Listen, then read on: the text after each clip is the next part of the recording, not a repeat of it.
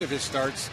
He's got a win, a loss, a 189 ERA, 18 punch-outs in 19 innings, and a paltry 177 batting average against. Defensively, the Astros look like this evening. Michael Bourne back in there in center field. Carlos Lee in left. Aaron Erstad gets his first start of the year in right. Righty on the mound for the Dodgers. That means Jeff Blum is back at third. Tejada, Matsui, Berkman, Rodriguez, and Rodriguez. W-Rod and I-Rod. Well, W-Rod has the fourth best ERA in the National League. Wandy checks in at 1.89. And against the Dodgers, he's 2-1 in his career. Dodgers have the best team in the league right now for scoring runs with 92. They lead the majors in batting average at 296. Their leadoff man is Rafael Furcal. And there's ball one, a little bit low to Furcal, the speedy shortstop with a 250 average, 1 homer, 5 runs batted in. He's been on base in each of his 14 games this year.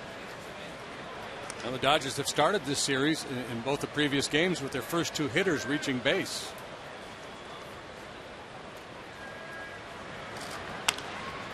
That's in the air, and Jeff Blum comes over into foul ground, looking up at that roof, holding his hands out, and now he comes back for the catch. Hit the rafter. Okay, there. I didn't see Jerry Lane call it. Now it's being called by the second base umpire, Ed Montague, the crew chief. All right. Well, maybe Jerry didn't see it, but Montague is indicating that it did hit the roof over foul territory, so it's not in play.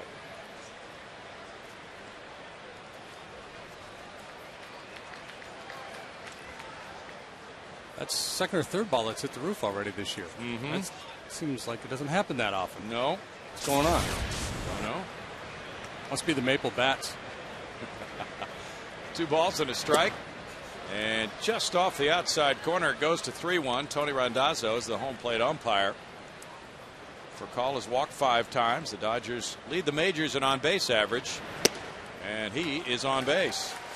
Yeah, 2 nights ago, Russ Ortiz started the ballgame walk, and they both came around to score for Colin Hudson. Last night it was infield single for Call, single to right by Hudson, but Roy Oswalt was able to pitch around the 2 leadoff men reaching. But they have some very talented table setters at the top of their order. Both switch hitters, both pretty good against both righties and lefties. Orlando Hudson, 377, 2 homers, 8 runs batted in, is on an 8-game hitting streak. He has the 7th best on base average in the league. Double play setup for Tejada and Matsui. And it's strike 1 for Wandy Rodriguez. That's 5 games in a row that the Astros opponent has placed the leadoff man on in the game. Lee Taveras reached the final 2 games of the Cincinnati series. Hudson got a hit his first time up last night, as JD mentioned, but then he went 0 for 4 after that. It's 1 ball and 1 strike. Orlando, a very nice addition to this Dodger club. He got 2 hits Tuesday night in the opener of the series. Jeff Blum even with the bag at third. Hudson's hit .485 in his last 8 games, 16 for 33. Man, good move. He picked Lance off. Yeah, he did. Carl was going back to the bag, and Lance was sliding out to play defense. For Carl, a speedy guy. He's 1 out of 2 in stolen base attempts so far this year.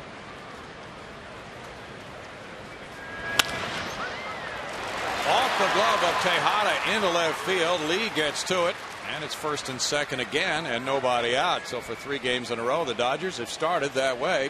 Hudson takes his hitting streak to 9 games. Yeah, with the speedy Furcal on first base, Wandy really trying to hasten his delivery home, and that may have affected the pitch a little bit. Sometimes, especially when you're a lefty on the mound and you got a catcher with Pudge Rodriguez's arm, I don't think you have to necessarily concentrate on being that quick to home, especially this early in the ball game. Now Manny Ramirez comes up with runners at first and second, nobody out. 333 for Ramirez, 4 homers, 11 runs batted in. He's on a 5-game hitting streak. He has homered in both of the games of this series so far. That's strike 1 to him. And Manny Ramirez, obviously Hall of Fame credentials, but he has really worn out left-handed pitching in his career.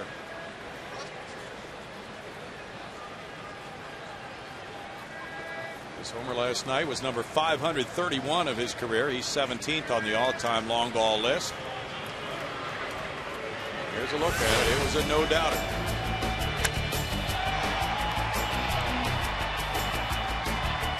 Yeah, that's probably in the top 5 here. No, that one Casey Blake might be too. Right? I think he hit off Union Station. Yes. He started, and the appeal goes to first. Check swing call is made by Chris Guccione.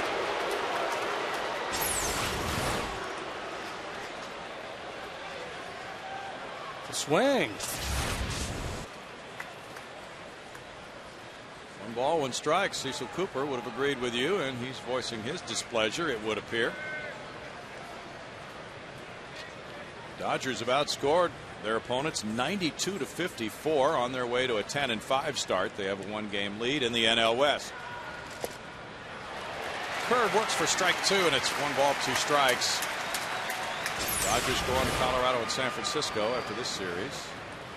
You see Manny take a lot of strikes. He's a great hitter, and he's also a real hunch guess hitter. He'll take an entire at bat and just look for one pitch. That's why sometimes you see him get rung up on a fastball right there, and you think, what was he looking for? Well, in that instance, he was just sitting on curveball, perhaps.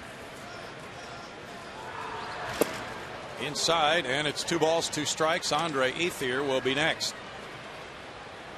Last year, the Dodgers were 3-1 here at Minute Maid Park. Overall, they're 13-16 in this building.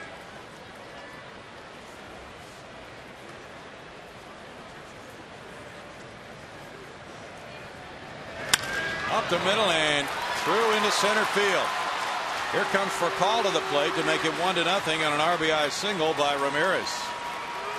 6-game hitting streak for Ramirez. That's his 12th run batted in.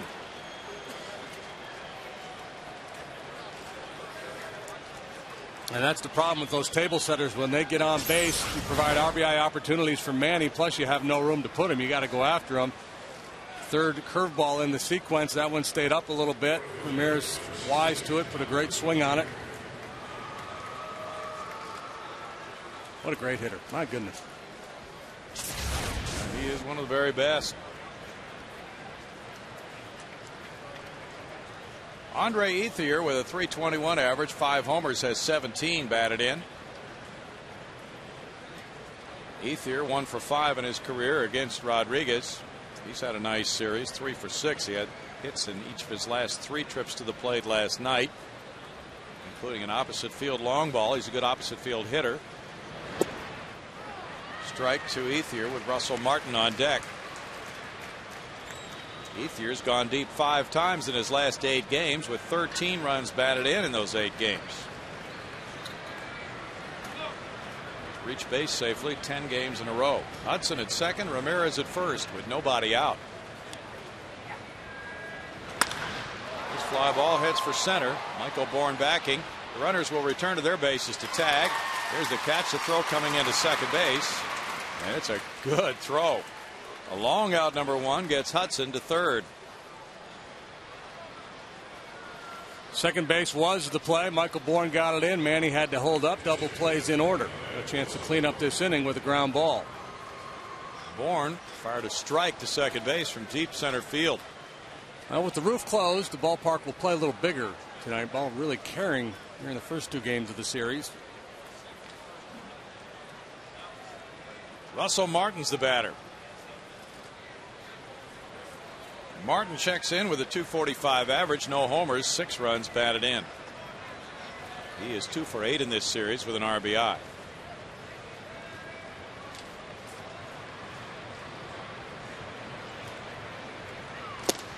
Martin looks at it, and it's strike 1 call. Wandy Rodriguez, one of only 6 pitchers in the National League to have 3 quality starts of his first 3. He is 1-0 at home with a 0.69 ERA in the first 2 starts here. And he's always pitched extremely well here at Minute Maid Park. No balls and 2 strikes to Martin. Yes. Yes. The rest of the evening is gravy. Nice to get one early. Unbridled joy. Yeah. He makes no attempt to restrain his emotion. Great. in the dirt, and that hit something. It might have been Pudge's shin guard or the umpires, but it trickles up the first base line, and it's 1 ball, 2 strikes on Martin. Now Lance Berkman's coming over from first. Pudge walking that one off a little bit. I don't know if it was a direct blow to the toe or if it caromed up and got him, but he's gotten dinged up a little bit. He kind of comes up instead of dropping down, and that's dangerous. Lucky that thing got knocked around down there, may have gone to the backstop. Yeah, it looked like a croquet shot, hitting both wickets. He's won more Gold Gloves than any other catcher in history, 13 of them, primarily because of his right arm, the way he shuts down the running game. Well, with tonight now, he needs to catch 38 more games to set the all-time record for games caught in the major leagues. 1-2 to Martin. There you go. That was much better technique there with that breaking ball in the dirt. I guess for a catcher, you could give out a Golden Glove and a Golden Arm. Yeah. Two facets of playing that position.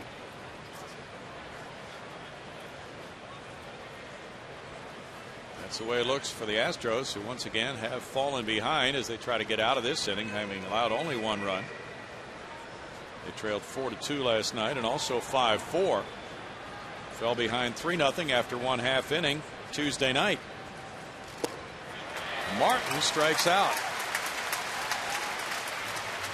His curveball was outstanding last time, and early indications he's got another dandy going tonight. It's a swing and a miss curveball. Martin coming up empty. That's a big no-no with a man on third base and 1 out. Well, you can understand why Coop was so hot at Guccione down there. The check swing call on Manny that went Manny's way. If he calls a swing, that's 0-2, and you can look up the numbers what a hitter does after 0-2 as opposed to 1-1, and it's a huge difference. James Loney, 263, no homers, 11 runs batted in.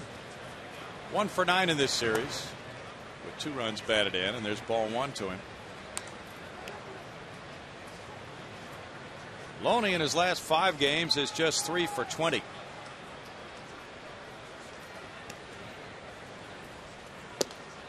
Right there at the target. That makes it 1 ball, 1 strike. Loney and Ethier both are able to fight off pitches and foul them off with that opposite field approach. But both probably could be jammed. Curveball makes it 1-2.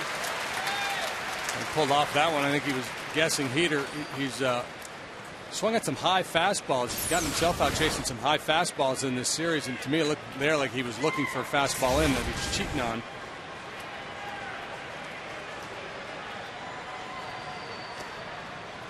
Pudge to his knees to stop that one. It's 2 balls, 2 strikes. I think it would be awfully difficult to come back home as a visiting player in your hometown and not press and be a little overly aggressive. It's been no day at the beach for hitters against Wandy with 2 strikes. Ground ball rolled to Berkman, and that one works well. Out number 3 limits the Dodgers to 1 run, 2 hits. They strand 2, 1-0 Dodgers.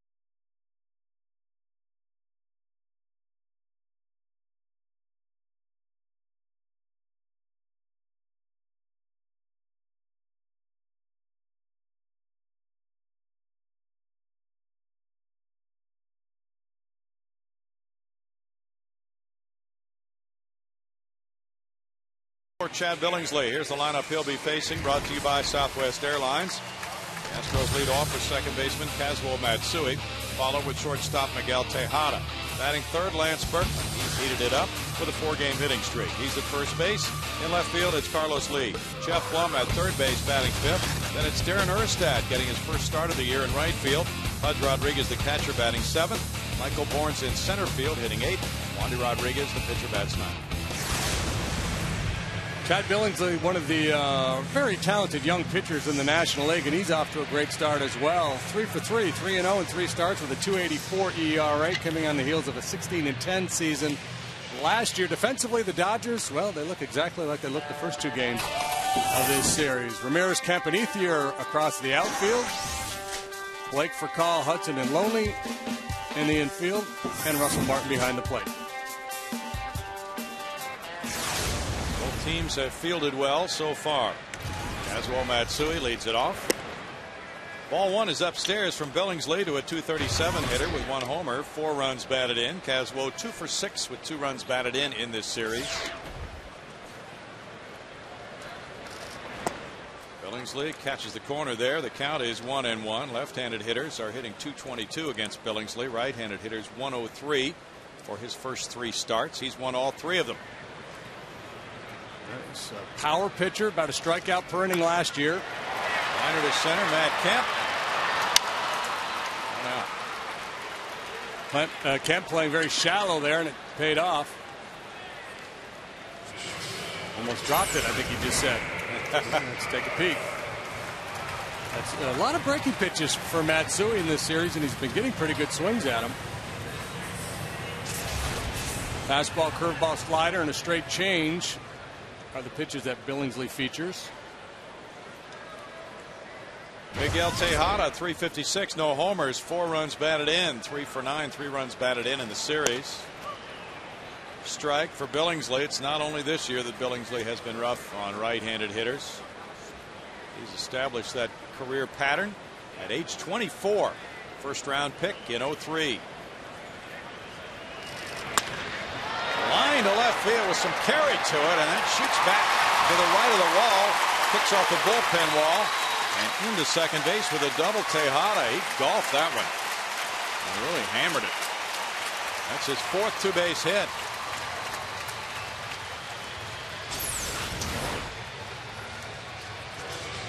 A little waggle at the top, and then he drops the head on that low fastball and just scorches this line drive up against the wall in front of the Dodger bullpen.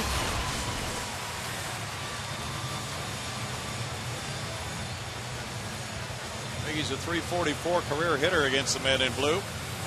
He's in scoring position for Lance Berkman. 4-game hitting streak for Lance, bringing his average up to .216. 4 homers, 9 runs batted in. He's driven in runs in each of his last 3 games. And there's strike one. Not a good swing for him. He's got a .375 on base average and a .490 slugging, so it's a pretty hard .216 that he's featuring right now. Don't see him take many ugly hacks. Nope. Fooled by the breaking ball. Lance has hit .211 on the homestand so far. That one rolls foul, and it's 0-2 for Billingsley. Billingsley 2-2 lifetime against Houston with a 3.33 ERA. He has pitched 2 beautiful games here at Minute Maid Park. 2-0 with a 1.06. Last year he led them in wins, JD. Yeah, he's just a youngster really coming into his own. He'd be a guy that you see make a number of all-star teams in the next 6 or 7 years. He gets a strikeout for out number 2. Billingsley averaged a strikeout an inning last year. Good tight breaking ball there. And to get Puma 38 and 19 in his career. He's from Defiance, Ohio. It reminds you of another guy from Ohio who wore Dodger blue, Tim Belcher. Yeah. Kind of that classic right-handed power pitcher. Dropping down. Look at the size of the legs on this kid. Yep. That strong lower unit. Well, one of his legs was fractured when he had a fall on ice last November in Ohio. Fractured left fibula. Carlos Lee, .283, 3 homers, 10 runs batted in, has really come around on this homestand. Good stop by Russell Martin on a breaking pitch for ball one. Which one's your fibula? That's the bone between the knee and the ankle, I believe. Oh, okay. This guy's a couple men out enjoying a ball game, having a dog after a hard day of work. Selling lemonade all afternoon.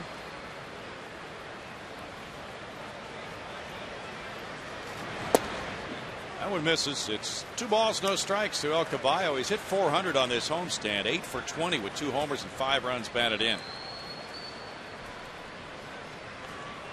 Yeah, it's been a rough one for him, but they're able to put the worries of life behind them and enjoy a baseball game. Really not going to give me a bite of that dog? Really?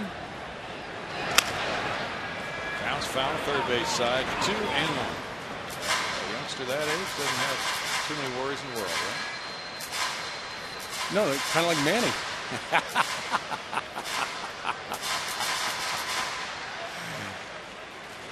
Jeff Blum's on deck. He is the Alfred E. Newman of baseball. What? Me worry? Carlos Lee, 7 of his 15 hits for extra bases this year. Pops it up. And the catcher's being called. Martin makes the catch. Could have been disastrous, as Billingsley called it late for his catcher, who caught it. No runs a hit. Man left. It cost him big time. 1-0 Dodgers.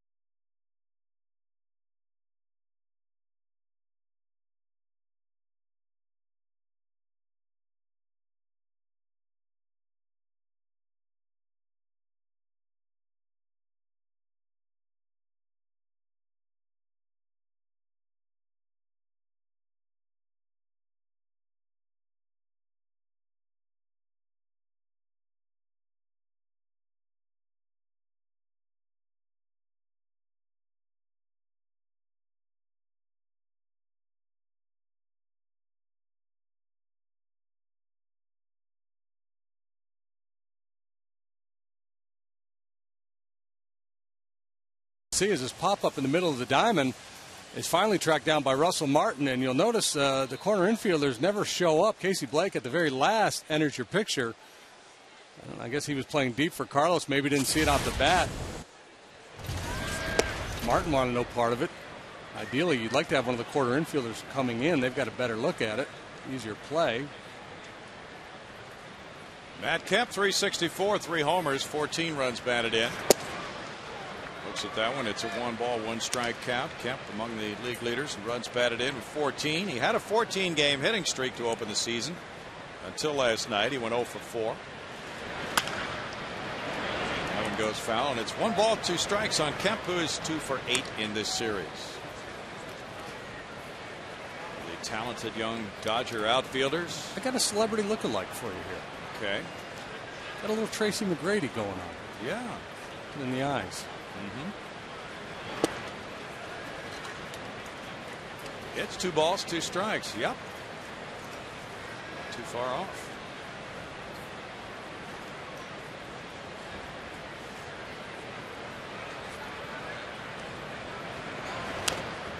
Tap foul. It's still 2-2. Casey Blake and Chad Billingsley to follow here in the Dodgers' second inning.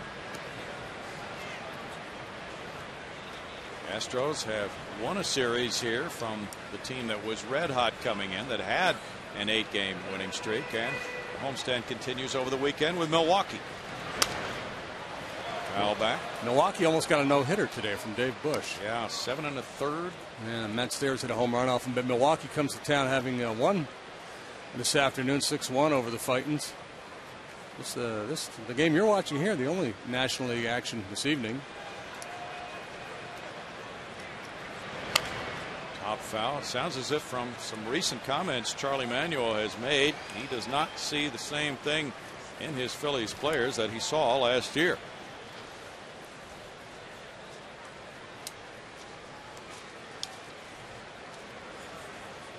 Yeah, I heard him interviewed, and he was a little concerned about their effort, I guess. Carlos Lee comes in. Towering fly ball to left, 1 out. And it's Casey Blake. He ripped one. We think it hit Union Station last night after it left the ballpark. Very impressive home run in the 6th inning as he went 2 for 4 in that game. Maybe one of the longest home runs ever hit by a National League 8th place hitter. 8th place hitters aren't supposed to hit the ball this far. They hit home runs. They're supposed to be wall scrapers, not wall denters. Well, that means the Dodgers really have Sock from 1 through 8 in the lineup. And Blake looks at a strike. That was the 3rd home run allowed by Roy Oswalt in the 6th inning last night. 239 for Blake, 4 homers, 10 runs batted in. And afterwards he said, well, probably should have thought a little bit more about that with him batting 8th and pitcher spot due up next with 2 outs in the inning. But he was happy about the win for the Astros. 1 ball, 1 strike. Roll foul, and it's 1-2. We get that opportunity in sports to have hindsight. If he gets him out, it's no problem.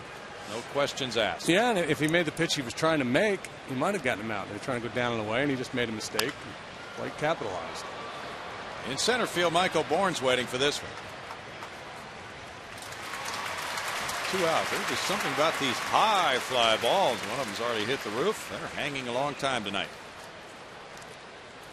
3-game set against the Brewers starts tomorrow night. First 10,000 fans here at Minute Maid Park will receive a Play Green tote bag. That's courtesy of the Methodist Transplant Center. After the game, fireworks presented by Marathon Oil, weather permitting. Line drive goes foul by Billingsley. We suggest you log on to Astros.com or call 1-877-9-ASTROS. That's where you get tickets.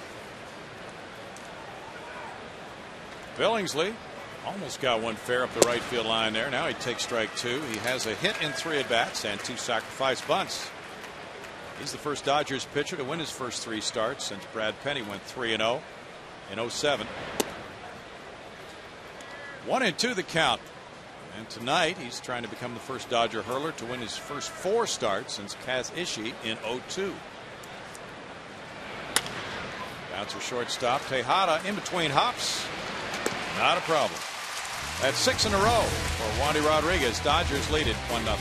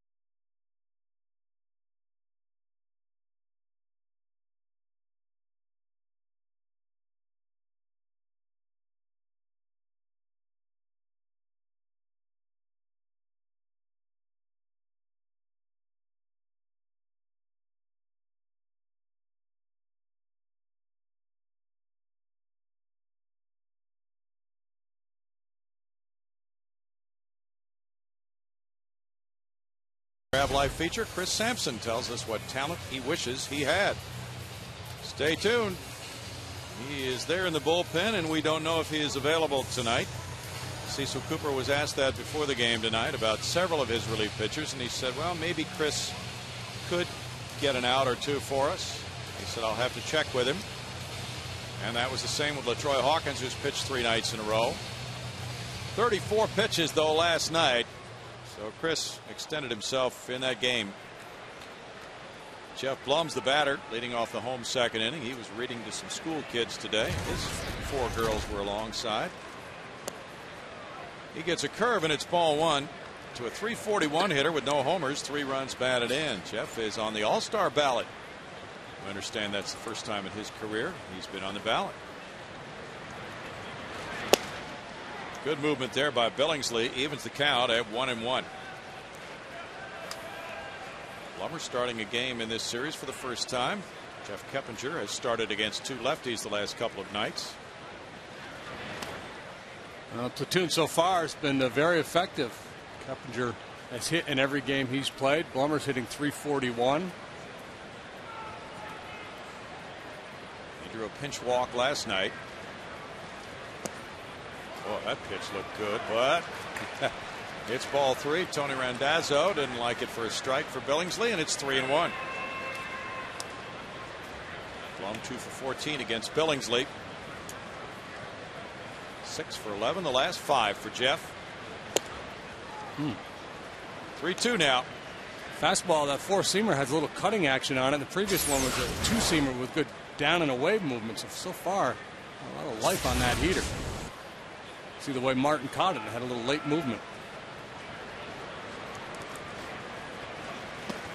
And he gets a swing and a miss on a pitch in the dirt. Martin throws to first to complete the strikeout from 2 to 3. Second strikeout. Oh, he's got a good breaking pitch tonight. Good hard slider there out of the zone. Jeff a little anxious. Probably saw a fastball out of the hand. Tough to recognize that tight slider. When he throws it that hard and has that late movement, very difficult for the hitter to recognize that. Darren Erstad in his first starting assignment of the season is in right field. Hunter Pence resting tonight. Darren 1 for 10 as an Astro. There's ball 1. Sean Berry was talking about how glad he was that Darren gets a start. .283 career hitter with 122 homers. Just an excellent performer in a variety of roles. He's played in all but 2 of the Astros' 16 games, including this one. 1 ball, 1 strike. Last year he appeared in 140 games. Came in the outfield last night, and he was 0 for 1. He smacks it into right center field. Kemp over to play it. A sharp single with 1 out for Erstad. He's reminded by Cheo Cruz.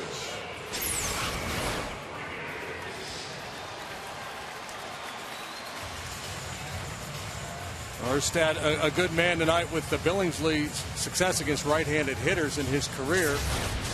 Not a bad idea to give Hunter a night off, even though Hunter had a real good night last night. There's 2 schools of thought. Some hitters say, man, if I had a real good night, I don't want the next night off. I don't care who the pitcher is. And other guys will say, you know what, I don't mind having that night off and kind of sit on the fact that I had a real good night, feel good about myself, and give somebody else a chance. And ultimately, Darren's got to play a little bit. Bud Rodriguez watches the throw go over to first. Well, Billingsley is so tough on right-handed hitters. This is a good matchup with Erstad starting this game. Pudge, 255, 1 homer, and 6 runs batted in. 6 for 16 the last 5 games. He had the game winner with 2 outs in the 8th last night, a single into center field. Strike call. Michael Bourne on deck.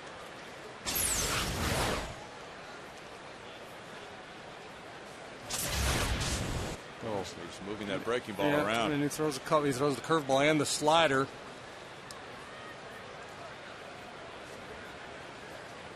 Righty's 103 against Chad. It's a sharp breaking ball. He has a couple of different varieties, as JD just mentioned, but he can throw to either corner of the plate. Make it break straight downward, take a little something off it. There's a lot for a right-handed hitter to be concerned about when facing a guy with the good fastball also like Billingsley.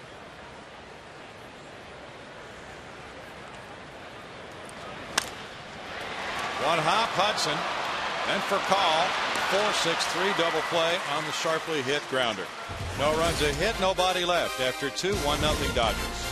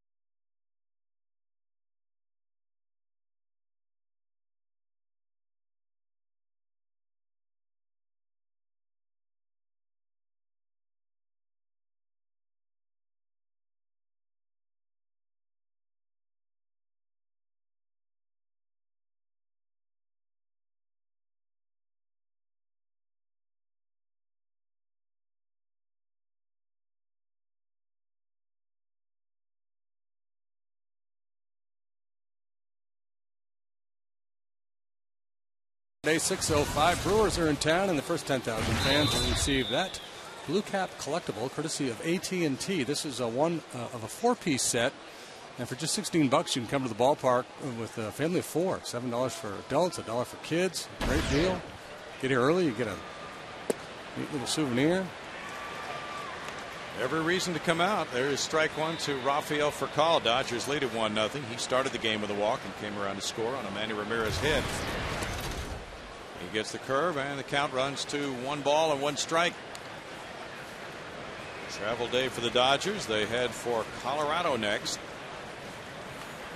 The Astros will be traveling after the Sunday game here. Big cut there, and it's 1 ball, 2 strikes.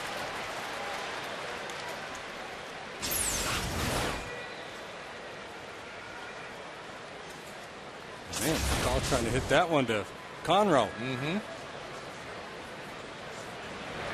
See ya. Ooh. Oh, 2 balls and 2 strikes. That's what he did so well last time after in that game against the Reds. A couple slow breaking balls, and then the hitter sinking hook, and he slipped that heater in there. And the hook bounces this time. It's 3-2. Eric Stultz and Aaron Cook will pitch tomorrow night in that Dodger-Colorado game.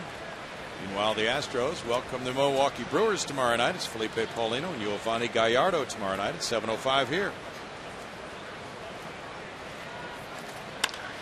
Bouncer deflected, and that looks like a hit. Infield hit deflected by Wandy Rodriguez. Furcal reaches, leading off the 3rd. If Wandy doesn't get a piece of it, it's a base hit anyway. I think this one's going up the middle, and even if Cavs were able to backhand that ball up the middle, Furcal is going to beat the play. Well, he was shading that way. It's going to be a knock either way.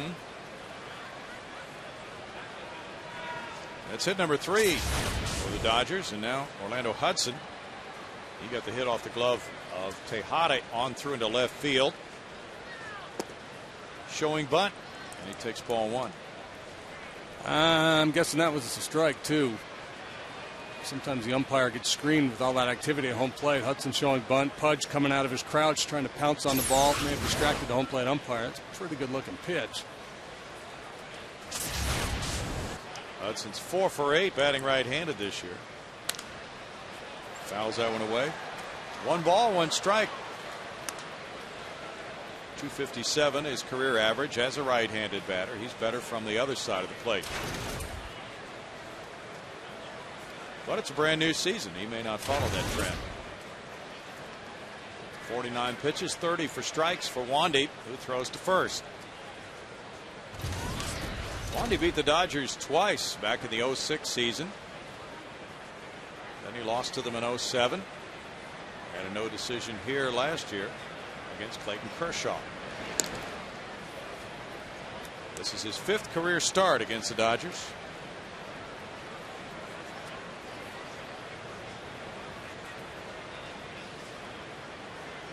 Jeff Kemp played a lot of second base for the Dodgers last year, retiring after the season. Swing and a miss makes it 1-2.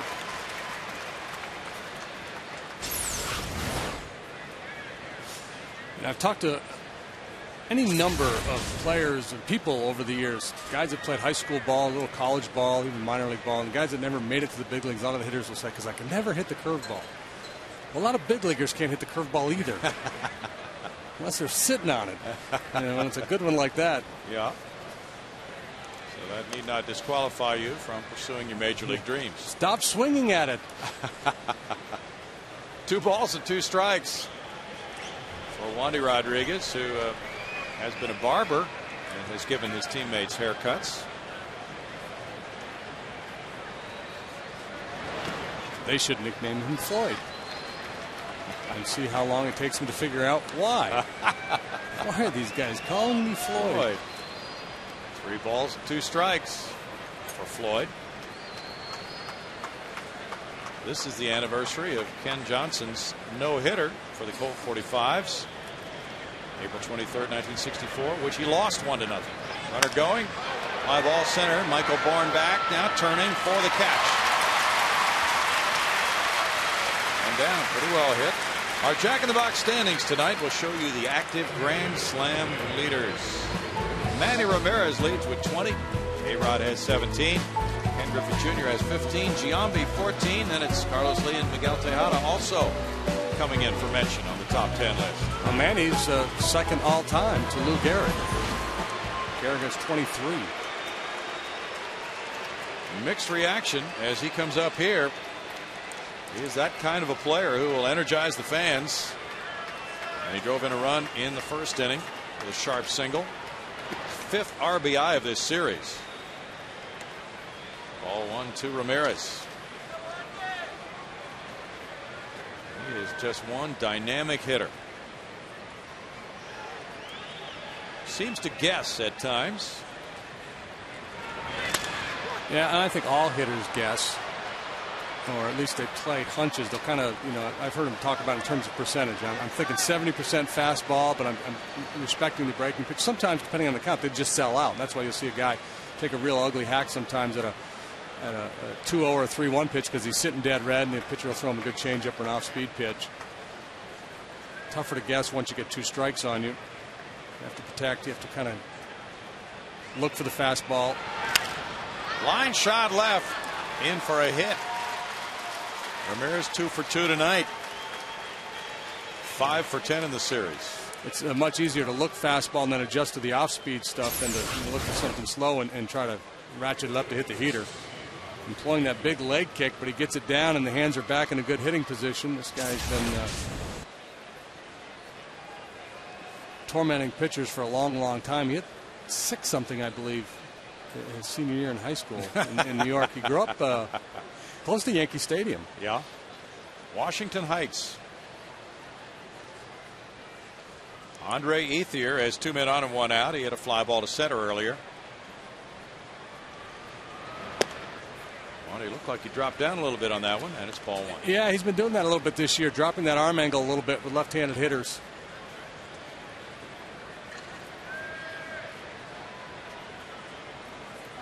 Ethier's a .365 career hitter against the Astros. It's 2 balls and no strikes.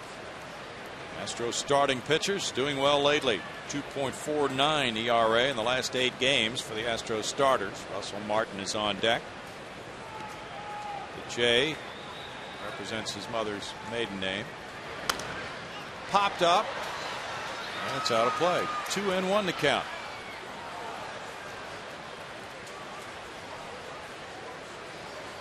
A Thursday night crowd, and the Brewers come in. They won, as JD told us earlier today. Ryan Braun has heated up a little bit lately. Gallardo goes for them tomorrow night against Paulino.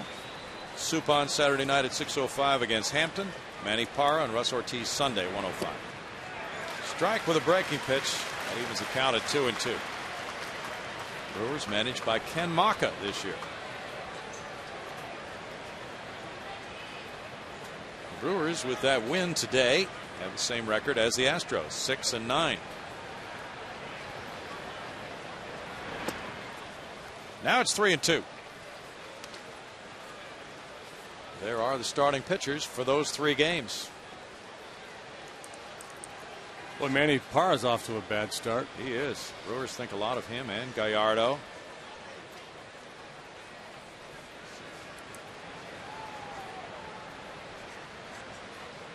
Rodriguez steps back.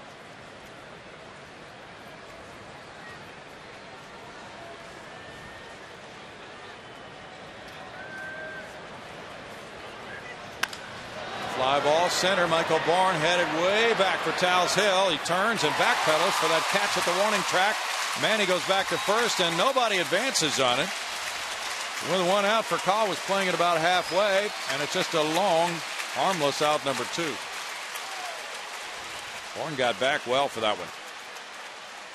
He backpedals as well as anybody in the game. Furcal's moving with the pitch, as is Manny, so no chance for him to get back in time to tag up and advance. And not that significant with the catch by Michael being out number 2 in the inning.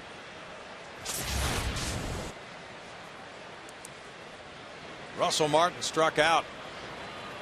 He threw him some good curveballs his first time up. That's strike 1 to Martin. Martin left 2 men on base with that second out he made in the first inning. Now 2 more base runners for Martin. Dodgers as a team are hitting .270 with runners in scoring position. They've done a lot of things well offensively, including lead the National League in slugging.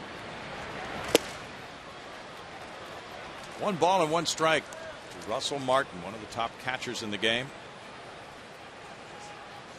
He is 5 for 19 with men in scoring position. He drove in 69 last year, 87 the year before.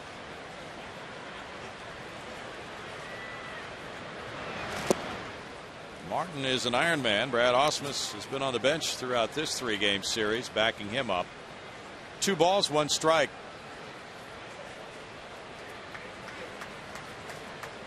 Martin had more walks than strikeouts last year. It's even at 2-2. Dodgers making Wandy work. He's at 66 pitches already. Yeah, that's the nature of their lineup. You know, a lot of tough outs in there, and you have very few really efficient innings. Makes it tough to stay deep in the game.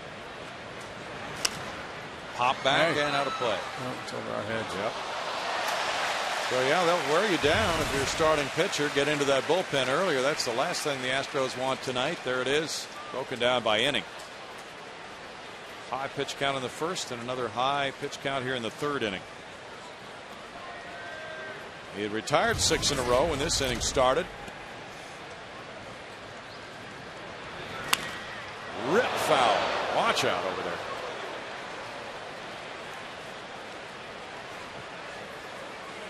Yeah, and the real difference maker, and we've talked about it a lot in this series, is the depth of the Dodger lineup. A lot of clubs are really good in the middle of the order, but you have some soft touches either at the top or at the bottom. So that's where you have your quick innings, but not the case with this group.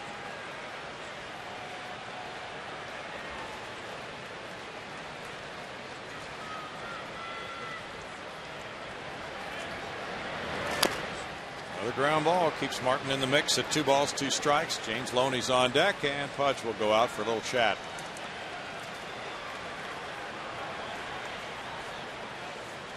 Haven't seen the changeup from Wandy yet tonight. Wonder why. I don't know. I wonder if that's what Pudge is talking about. He may have thrown 1 or 2. I just haven't noticed.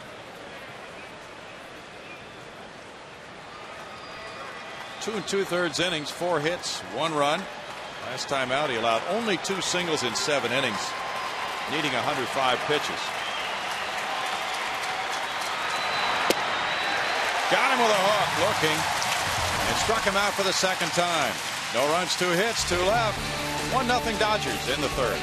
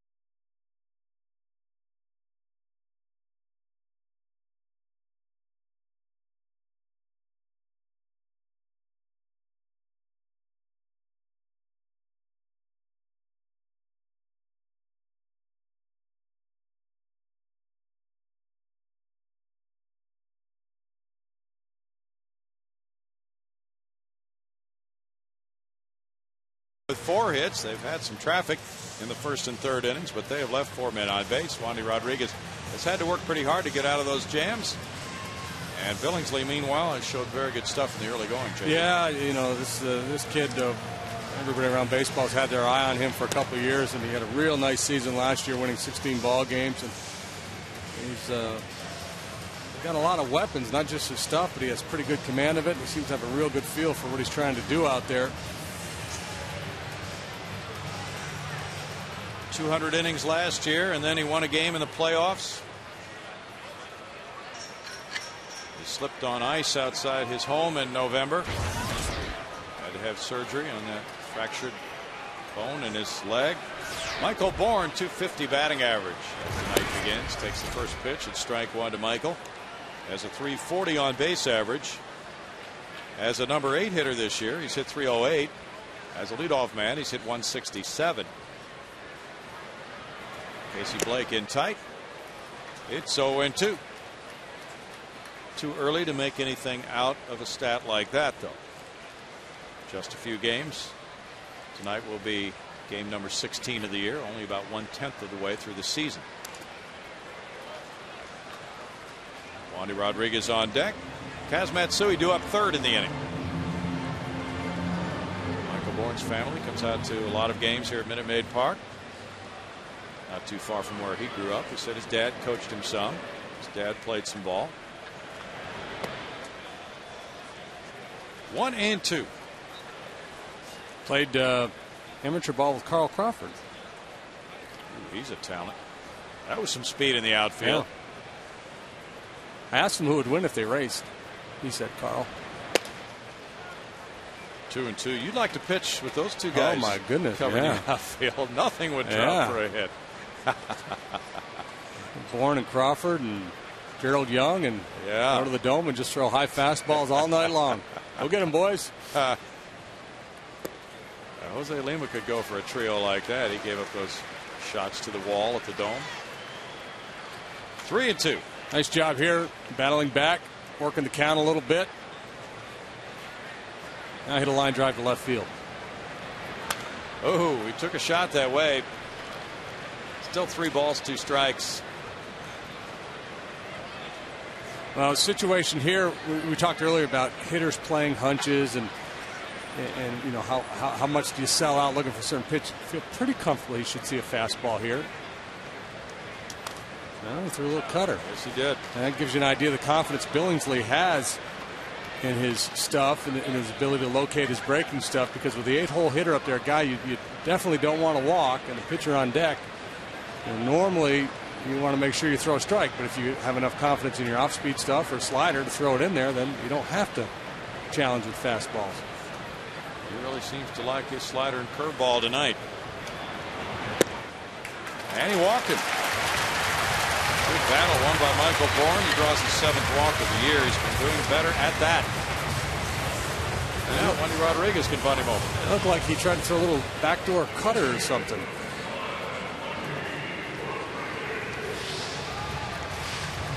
Wandy is looking for his first sacrifice bunt of the season. As a hitter, he is 0 for 7.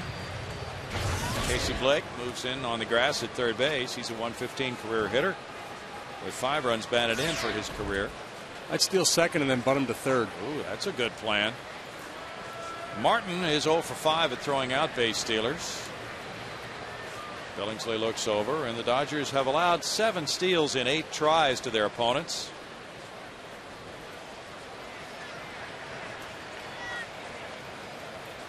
Bourne's 2 for 3 in stealing this year. Hudson's right in his path. It's an odd positioning for him. He's standing right in his way. There's ball 1. Run into him, you get a free base. Yeah. He was right in the baseline. Now he's moving around a little bit, but bunt situation, so he has to be ready to go to first base. Let's see where he sets up. Now he's back, but on the last pitch, he moved right in. He's starting to creep in. There goes Bourne. Pitch is bunted back to the mound. And Billingsley throws him out. Sacrifice number 1 of the year for Rodriguez. Bourne the second one out. Yeah, I don't know what was going on there, but I'm guessing that. See, this is the problem too when you just use a green light. You don't have a specific steal sign, or to me, if you're going to steal there, you got a 1-ball no strike count. Don't bunt. Let's try to steal the base and then try to get him to third base with a bunt that way. Russell Martin's had his problems throwing the last couple of seasons, and I think he just trusts Michael Bourne to steal that bag and get him over there to third base with 1 out, or an infield out, or sac fly gets him home. Now Matsui will try to drive him in and tie this game. Matsui hit the ball pretty well on a line to Kemp in center. Kemp once again stationed as he was earlier in left center field for Matsui. Right field line is wide open for him. And I don't say that just because I have Michael Bourne on my fantasy club and I need stolen bases for my category. That's a legitimate point of view that I have.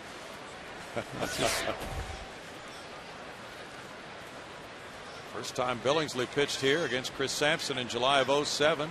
He threw his first complete game shutout until the 9th inning, and then Luke Scott hit a 2-run homer off him, so he wound up with a complete game 5-hitter with 2 runs allowed. Oh, so close. And then he won here in 08 against Brandon Backey in July. 8 innings, 2 runs, both unearned. He retired the first 10 in that game. So he's taken it very deep twice in the 4 starts against the Astros. Misses there and falls behind 2-0 on Matsui.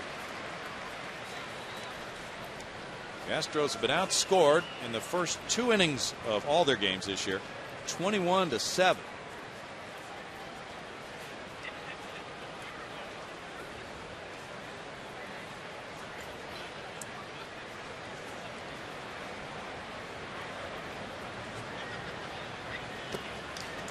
There's a stop by Martin, and it's 3 balls and no strikes here. Tejada on deck. Well, Michael Bourne certainly puts pressure on the defense when he's on base, and Rafael Farcal working very hard to hold Michael. Maybe not so much on the 3-0 pitch. On 2-0, he's tightening up behind him. The previous pitch, he was waving with his hand, basically telling Billingsley, now deliver the pitch. We got him stopped. We got him neutralized out here. Go ahead and pitch. Sometimes you'll see an infielder make a move to flash behind a base runner at second base, and then the pitcher will deliver, and you got a wide open hole. And there it is. Line drive, Kemp in. That will be caught. Tremendous play by Kemp. Hit a little bit shallower this time, and he had to lay out for it. Well, Matsui twice has hit fly balls to Kemp. Kaz hit the ball sharply both times up, nothing to show for it. It's time to bloop one in, Kaz. Yeah. These line drives aren't working for you. Turn that bat around and hit with the handle. Kemp probably saved a run there, but Hornet had to hold on it. Aflac trivia time with Miguel Tejada coming up next. Let's see what the Doc has for us tonight. What two pitching combos share the MLB record for most wins and saves? I saw this the other day. I'm going to have to disqualify myself from this one. Oh, Miguel Tejada, the batter. That's out to Kemp. No, it's on the infield, and it's for call. And it's no runs, no hits, and a man stranded after 3-1-0 Dodgers.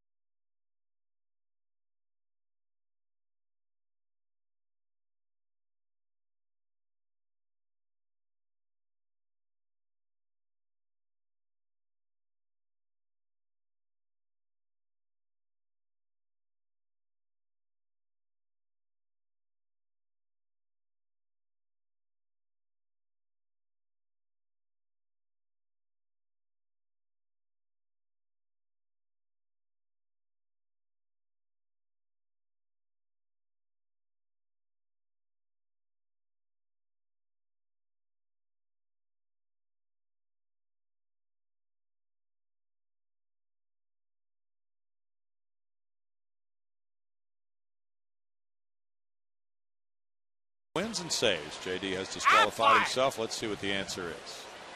Andy Pettit, Mariano Rivera, and Bob Welch, Dennis Eckersley. 57 wins for those pitching combos. Pettit and Rivera just got there the other night. So the question is, who would be the top tandem in Astros history?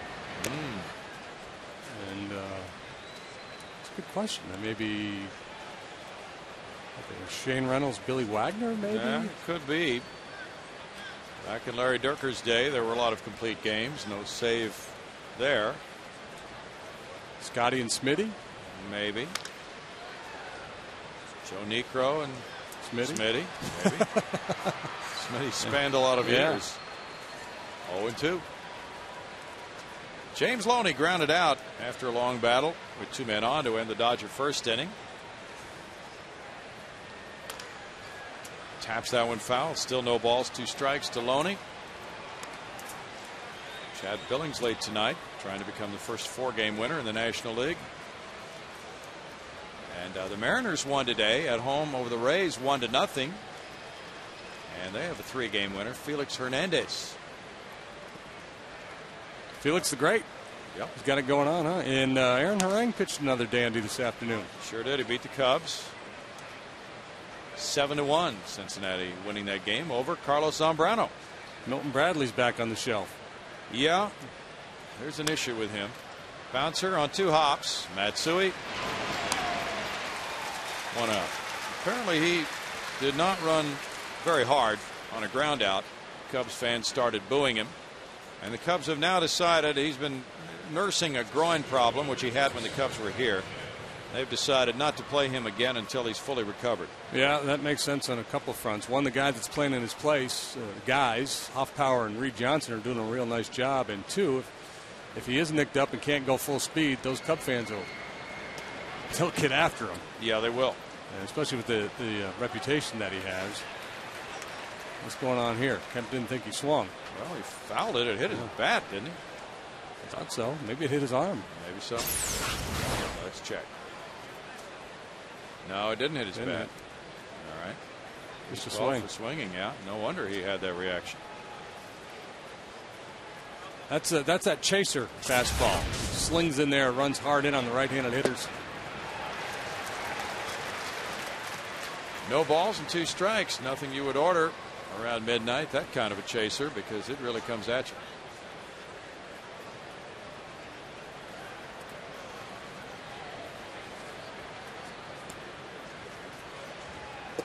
Curveball missing, and it's 1 ball, 2 strikes with Blake on deck.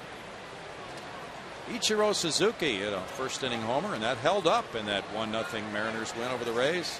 James Shields, the tough luck loser in Seattle today. Oh, that's close looking, and it's 2-2. Wow.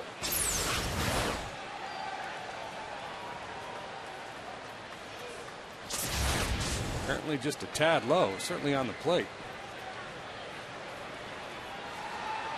79 pitches for Wandy Rodriguez already. Number 80's a curve in the dirt for ball 3. There's the breakdown with 49 of them strikes out of the first 80. Baltimore 6, the White Sox nothing. They have played 6. They've played 7 now in Baltimore. That's a walk. He just tried his changeup. And like I said, he hasn't thrown many, if any. And that's the kind of pitch where if you haven't used it, it's tough to call on it. Kemp, who's 4 for 4 in stolen bases, is the base runner for Casey Blake. Blake hit a fly ball to center in the second.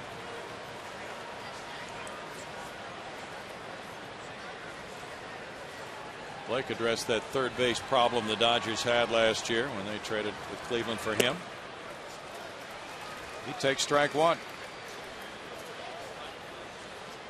Hit a home run in the league championship series. Dodgers swept the Cubs in the division series, and they lost 4 games to 1 to the Phillies in the next round. Slowly hit. Berkman towards second, throws high, and in time for the force play with Tejada coming down. In time to get Kemp for the second out.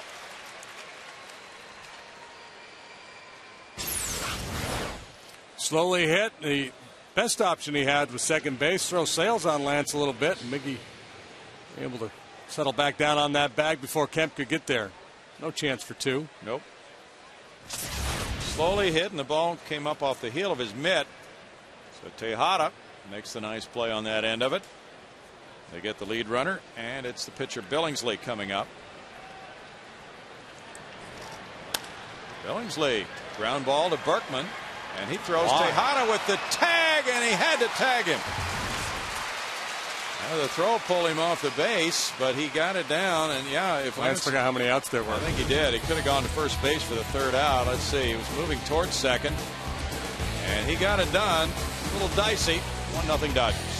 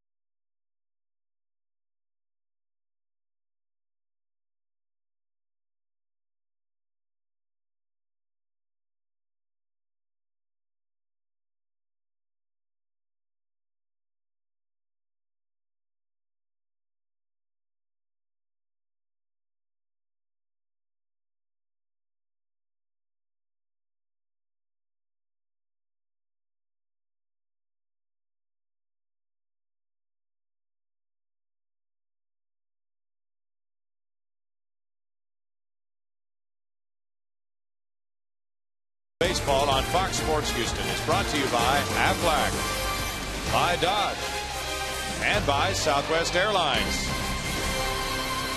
It's a windy night in Houston, so the roof is closed. We've had some gorgeous nights the last few. It's a 1-0 lead for the Dodgers. And it's Berkman, Lee, and Blum for the Astros here in the fourth inning. Chad Billingsley with 16 wins led the Dodgers staff last year.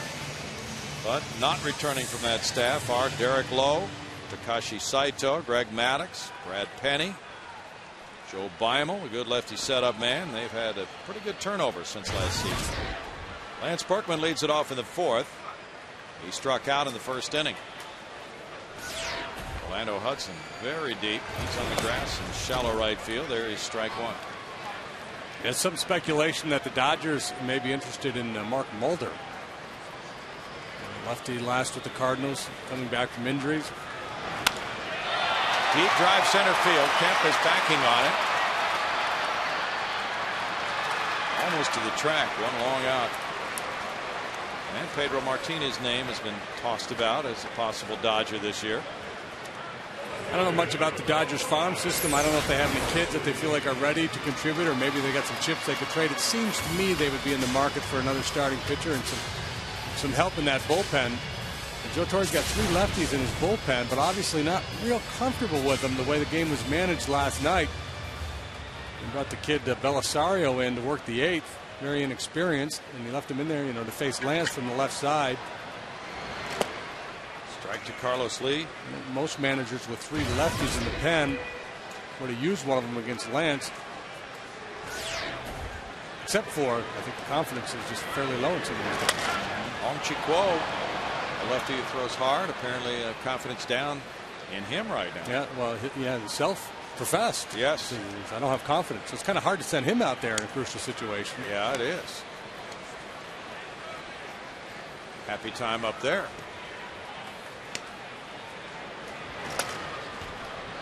Fouled off the screen. And Hiroki Kuroda, who was 9-10 last year, is on the disabled list. The Dodgers might get him back around the end of the month. What's he got? A little elbow, or what's going on with him? Check. Oblique. He's got the dreaded oblique. Okay, I saw in the notes. Struck him out. That's number 3. Then there is the case of Jason Schmidt. High octane, shoulder high heater. 2 outs, and it's Jeff Blum batting. He struck out in the second inning. Jason Schmidt has not pitched in a major league game since June of 07. That's a rocket power fastball at 93. Ball 1 to Blummer. Jeff's a 294 career hitter against the Dodgers. Dodgers were 84-78 last year. It is 2-0. One upstairs, one downstairs from Billingsley to Blum. So this is a situation where if I'm Jeff, I'm selling out. I'm sitting dead red here, and I see it in a good zone. I'm taking a good aggressive whack at it. He throws me an off-speed pitch and I look silly, so be it. So be it. You're a slider. And it's 2-1. Sharp break. Yeah, but you can understand what Jeff's thinking. There's 2 outs, nobody on base. He's thinking extra bases there in 2-0. Looking for something he can do some damage on, and that pitch looks like a heater coming out of his hand. It's just that late break. Mm-hmm.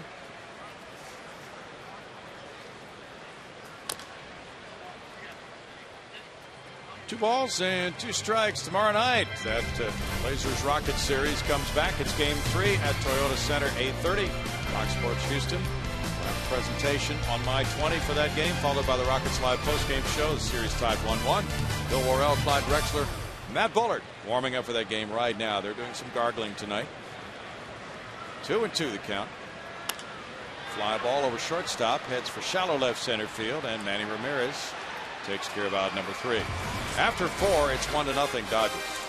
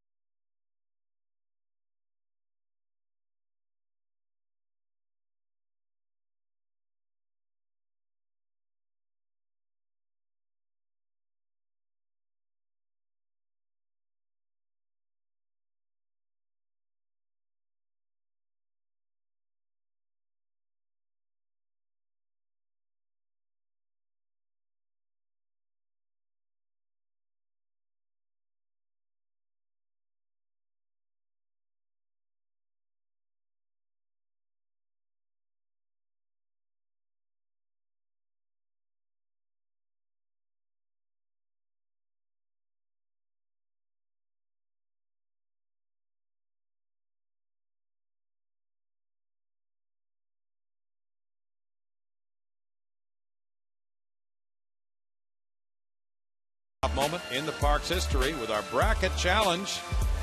And here's the National League Division Series with that Brad Ausmus home run to tie it with 2 outs in the bottom of the 9th against the Atlanta Braves. And then the first game, Jeff Bagwell, the exhibition game against the New York Yankees, and Darrell Ward. And that's the way this park opened in 2000. Go to Astros.com to cast your vote today. It's the Ausmus NLDS homer versus the first game in the ball.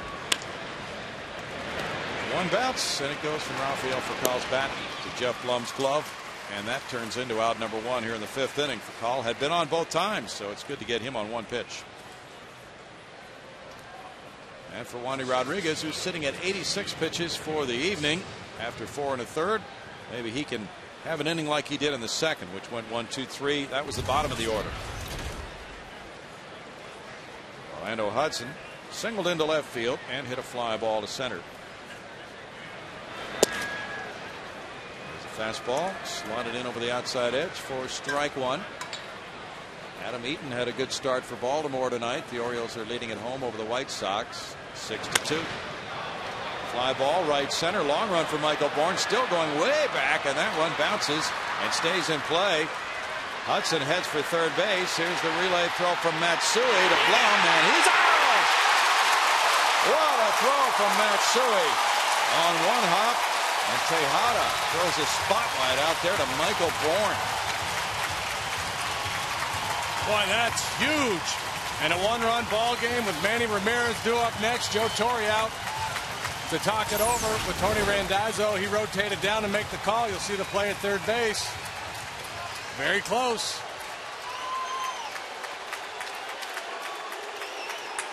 The O-Dog, who already has 2 triples, right there, tagged on the left elbow by Jeff Blum.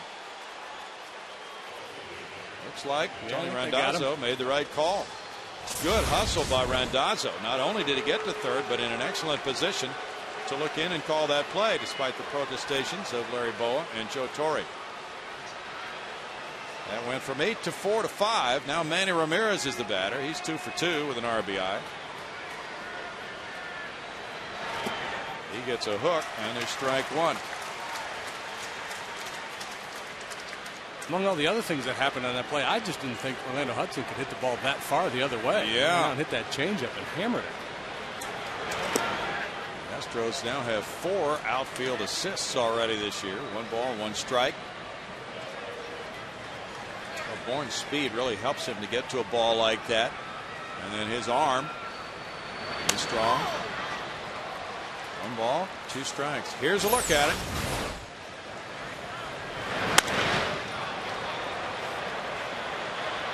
Hudson, who hit for the cycle last week, and Bourne, just didn't nonchalant it, but he didn't hurry it either. He just made sure he was sure-handed handling that carom, and a good, accurate throw, really the key to the play. 2 balls and 2 strikes. And a lot of times you see an outfielder in a play like that, in his haste, mishandle the ball, and then you've got no chance at the guy. Dodgers have 5 hits now to the Astros 2. And it's 3-2 to Manny, who's walked 15 times. He's second in the league in drawing walks.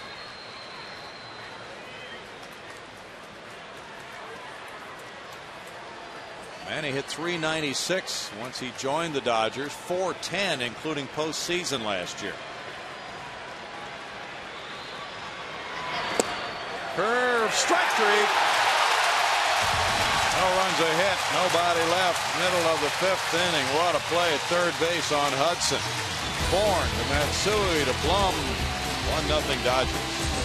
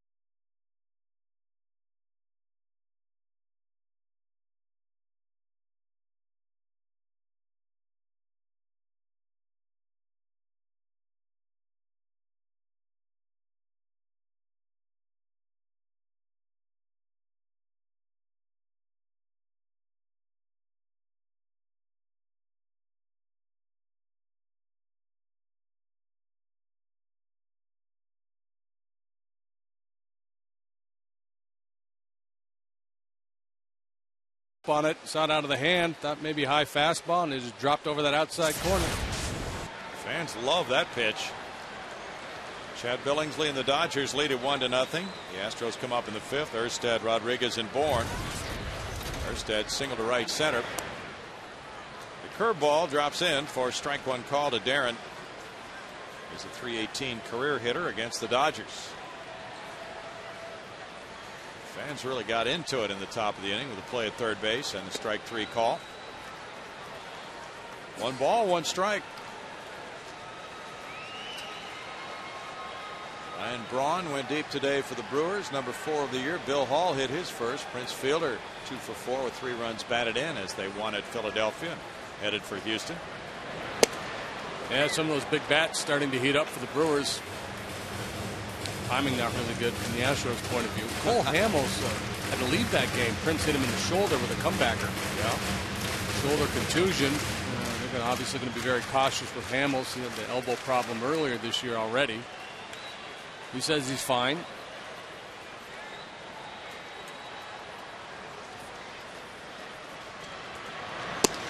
Strikeout for Billingsley. That's number 4. Let's go to Patty Smith now. Well, thank you very much. I am here with our progressive fan of the game, a celebrity guest fan, if you will, Dick Morris, a Fox News Channel consultant, former Clinton advisor. And tell us what you're doing here at an Astros game. Well, I'm afraid that I'm a fan for the other side. I'm a Yankee fan from New York, and I love Joe Torre, and I hate Manny Ramirez.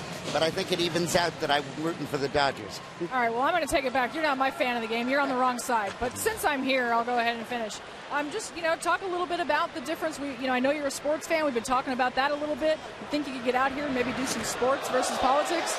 Well, yeah, I love baseball. I go to 8 or 10 games a year. I know the ERAs and the batting averages of everybody. And I love this game. It's awfully good. Really a splendid pitcher's duel, and Billingsley has a one-hitter going.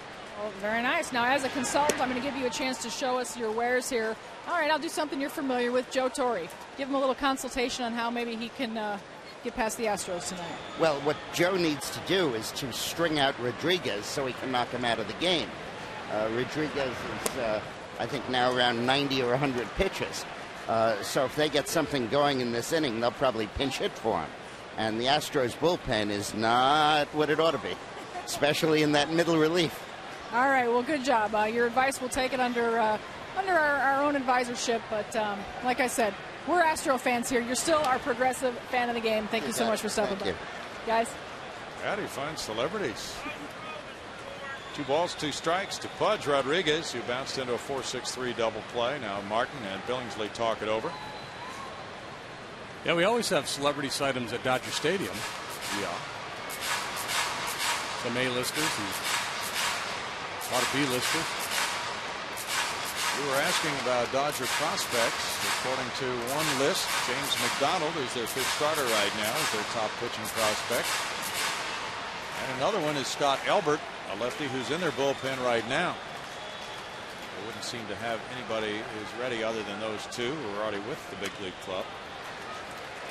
So Billingsley is very important. He's off to a nice start this year. 2 balls, 2 strikes. But they might be one of those clubs who will pick up a veteran along the way this season.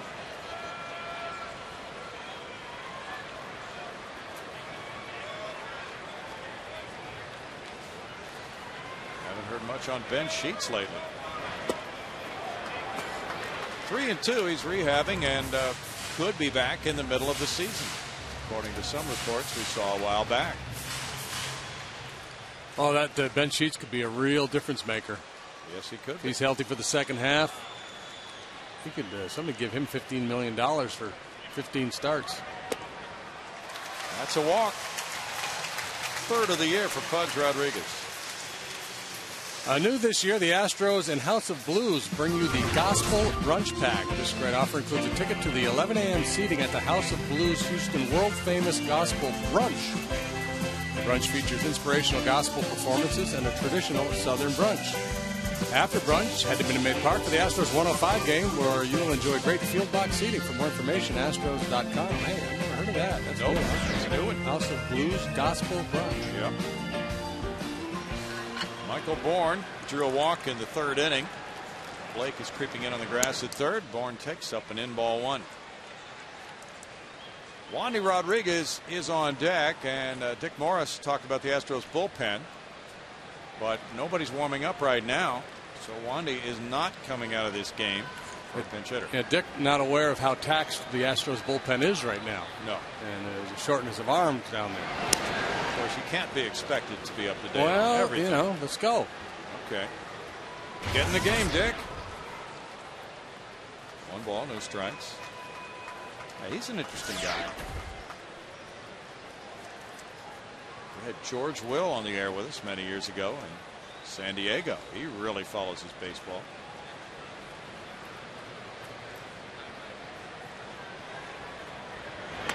Bunted and foul. Yeah, George really into baseball, both the history and the tradition, the nuance. He wrote that book, Men at Work. Yes. All about baseball. Did you ever read that? Big buddy of Tony La Russa's. I believe I did. Well, it's been a long time now.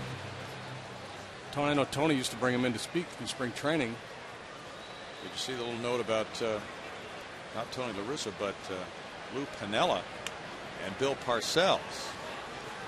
Bill Parcells talks quite a bit to Lou Piniella and Tony La Russa, both. He's a big baseball fan. Bourne looks at a strike, 1-2. Apparently, they had a conversation recently, Lou Piniella and Bill Parcells. And Parcells said, I'm sure glad I don't have to manage guys under 5- and 6-year contracts. There's the starters comparison tonight. Yeah, it's a different animal, isn't it, the NFL? There's no guaranteed contracts there. A lot of motivation to get that next year's paycheck.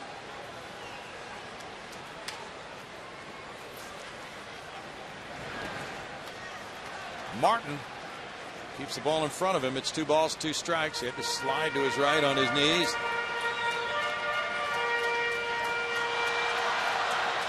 And Billingsley has worked the count 2-2, so Bourne's seen a lot of pitches tonight. Billingsley went 6 in his last start Saturday against Colorado, gave up 4 hits and 3 runs. Had a very good game against San Francisco on the 13th of this month. He threw 111 pitches in his last start. He's only at 66 now. There may be a number of pitchers who have their best game against the Giants this year. They seem a little undermanned offensively. Yeah, they didn't have much last year either. 3 balls, 2 strikes. Plus in that ballpark, the NL West is an interesting place because you've got Colorado, which can be just terrible to pitch in, and Arizona's a good hitter's park, but the other 3 parks very pitcher friendly. San Francisco, San Diego, and Dodger Stadium. It's a good point. There's really no middle ground, no neutral park in that division. Runner going on 3-2, and it's a swing and a miss. The throw gets there early for the tag to make it a double play. But for call tagging out Rodriguez, it's 2-6. No runs, no hits, nobody left. 5 strikeouts now through 5 innings for Billingsley. Dodgers lead it 1-0.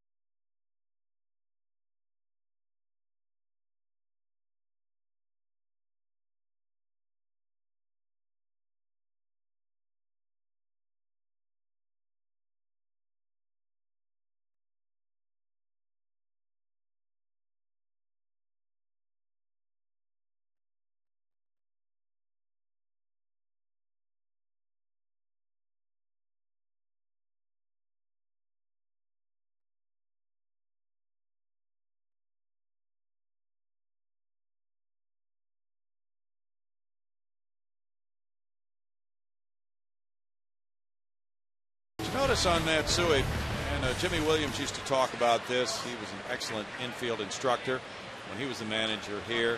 The throw came from Bourne, and as the throw was in the air, Matsui went out to meet it, and he was kind of in the air as he was receiving it and turning for the throw. So that all happened simultaneously. So he was in a position to make that throw when he came down. That's beautiful choreography there. Yeah, that's how they're taught to do it. You don't want to catch the ball with your back to the play and have to turn all the way around. You're going to cost yourself valuable time and be in a bad throwing position. Andre Ethier looks at strike one. He's 0 for 2. And just lined up perfectly, too, because a lot of times on that play you'll see the throw hit the back of the base runner. And he had a nice angle and made a perfect throw to the inside of the bag. That's why he's a major leaguer. 1 ball and 1 strike. Andre Ethier was talking about Manny Ramirez arriving last year. He said he didn't think the Dodgers were lacking confidence, but they had some extra confidence knowing they had Manny on their side. 1-2. At the time Ramirez arrived in Los Angeles, the Dodgers were 54 and 54, but after he got there, they averaged nearly half a home run more and 0.4 of a run more per game. 1-2. Not just Manny's numbers, but other guys' numbers being enhanced after he was on their club.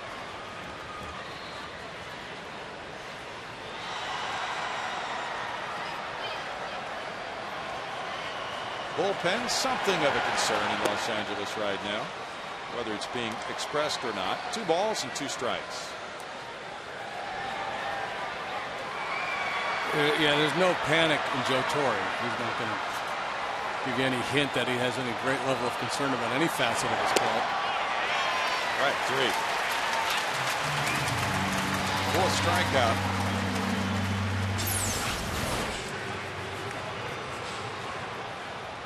Stay back, stay back, stay back. Whoop, it's a fastball. Too late. Whoops. Can't pull the trigger.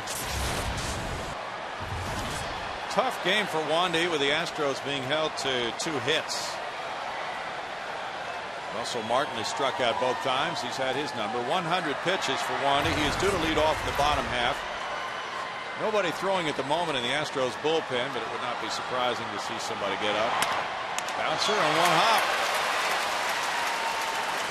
2 outs. And just about any other night, it would be surprising if somebody did not get up, but you know, they may try to get 1 more out of him here tonight. That pen being a little bit short. 1-run game. Wandy keeping his club in it. He's allowed 5 hits. Dodgers have left 5. James Loney, born in Houston, facing Wandy Rodriguez. Loney has grounded out twice.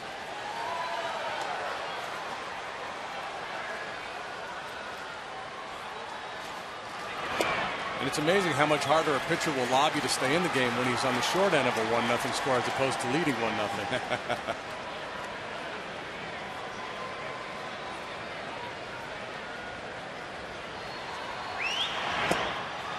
Curve makes it 0-2 to Loney. Big day for Albert Pujols today, and Cardinals swept the Mets 12-8. St. Louis going to 11-5.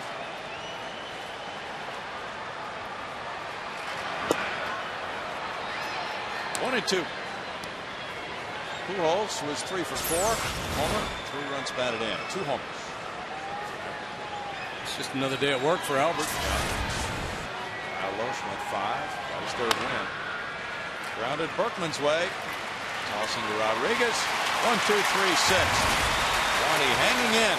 Dodgers 1. Astros nothing after 5.5.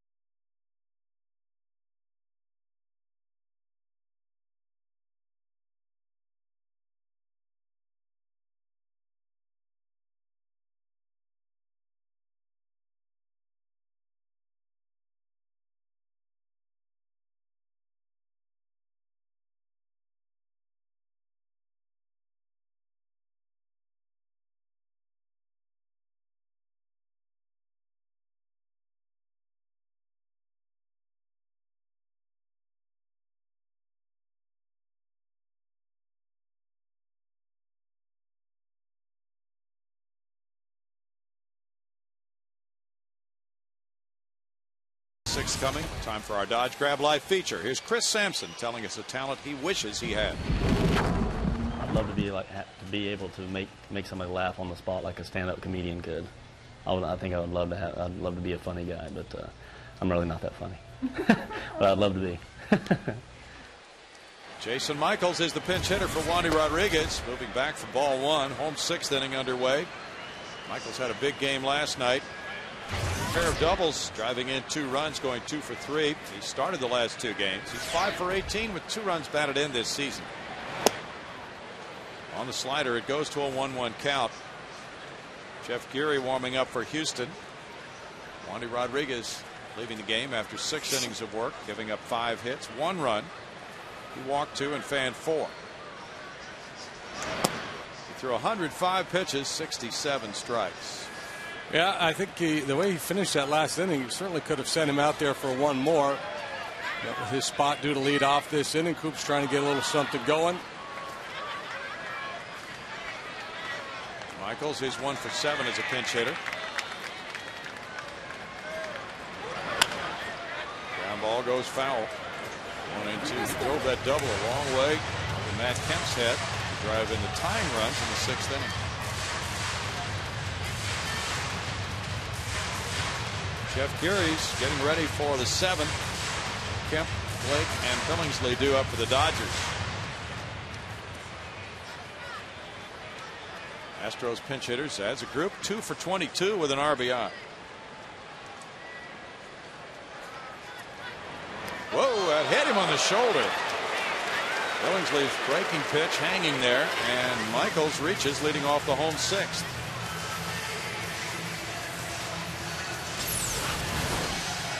Trying to go down and away with the curveball. He just doesn't finish the pitch.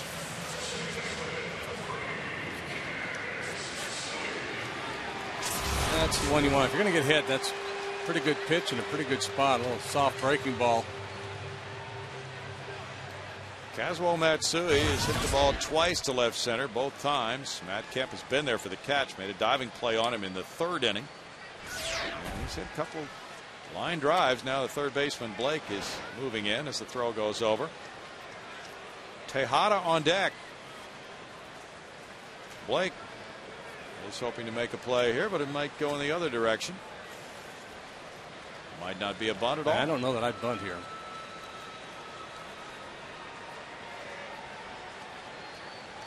Throw over to first. If I were Kaz and I was thinking about bunt, I'd maybe try to drag a bunt or drop one down for a base hit.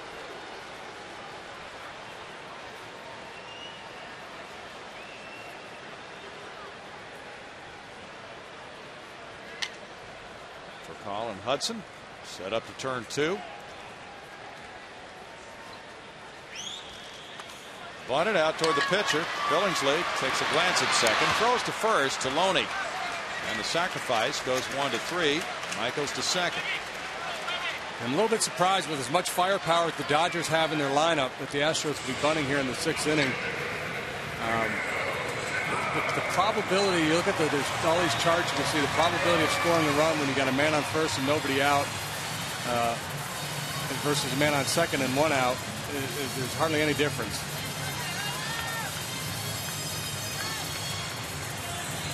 Miguel Tejada doubled to left and popped to short.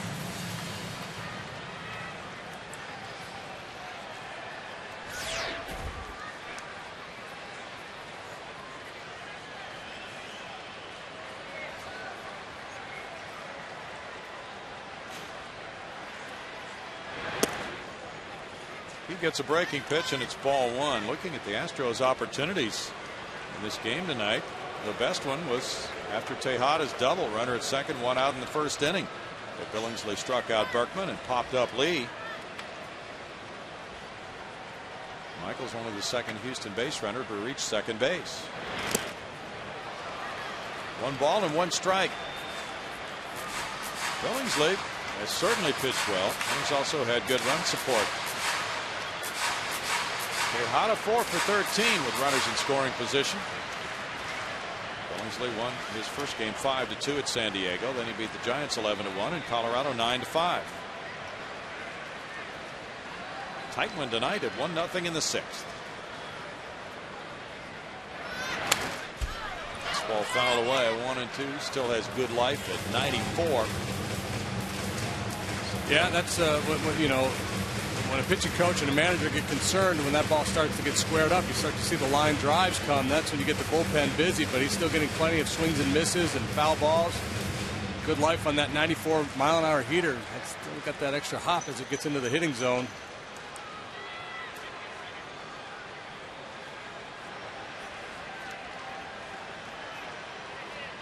Lance Berkman on deck. Fouled away by Miguel Tejada. He has the best April batting average of any player in the majors the last 5 years. 355. That's for 552 at bats.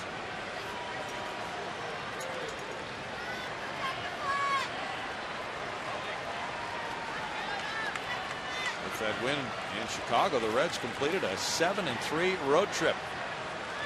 Starting out 3-1 here. That was the second leg. 3-1 here. Foul ball keeps the count at 1 ball, 2 strikes. Joey Votto at his 3rd home run And 4 hits today. He must be on your fantasy club. No, I just did a report. Okay. He was on my team last year. My last year's team is doing really good. You know, a guy who's really not waking up very much is Brandon Phillips, 184 for the Reds.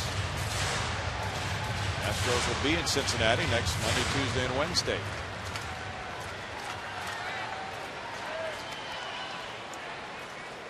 Jeff Samardzija pitched in relief for the Cubs, who just called him up from AAA Iowa. Designated Luis Vizcaino for assignment. So they could be eating $4 million there if nobody trades for him. Foul ball keeps the count at 1-2. Yeah, but Samardzija is not making a lot of money, so I think the Cubs think of it in terms of they're eating his $4 million plus what they're getting what they feel is a better player for $4 million plus Sure. whatever Samardzija is making, a little over the minimum probably. So. And Samardzija is their home pitcher. He's been pitching very well. They've invested a lot of bonus money in him. Tejada with a grounder for call backhanding. And he throws safe. The throw pulled Loney off first base. And a call by Chris Guccione.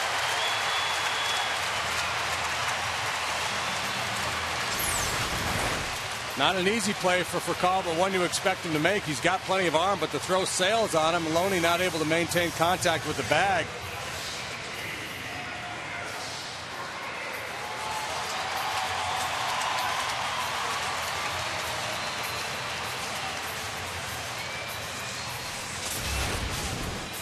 Tejada's on at first and second, one out. Now for Lance Berkman is 0 for 2, a strikeout and a fly ball to center. We're getting an announcement now, and it is error on Furcal, his 3rd of the year. Hudson gets a 1-hopper, goes to second. Furcal to first, just out at first base. And in the 6th inning for the Astros, no runs, no hits, 1 error, 1 left. After 6, 1-0 Dodgers.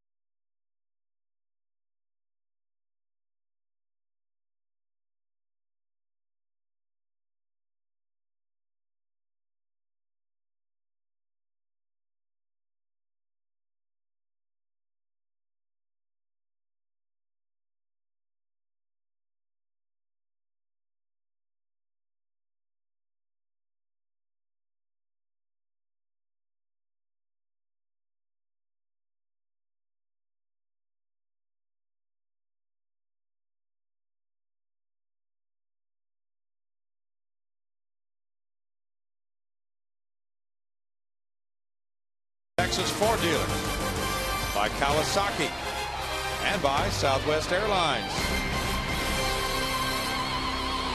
Beautiful downtown Houston, and inside, because of the winds outside, the roof has been closed this afternoon and this evening. We have a pitching change for the Astros.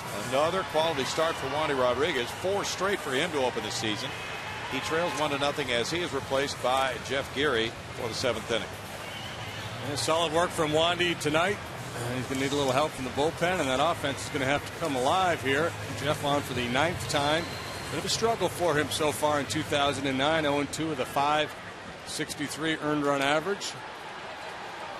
Giving up runs in his last 2 outings, and in 5 of the 8 times he has gone to the hill. Faces Matt Kemp, who's 0 for 1 with a walk. And there's strike one on the Geary fastball at 89. Geary has lost each of his last 2. He lost Sunday to Cincinnati 4-2, coming in with a 1-0 lead in the 7th. And he lost Monday 4-3 with a 3-2 lead in the 7th. And it's a 1-ball, 1-strike count.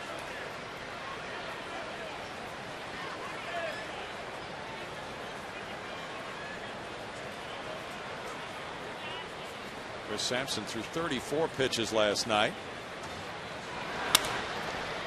One hopper knocked down. Tejada will throw on a bounce, not in time. And Kemp reaches to lead off the 7th inning.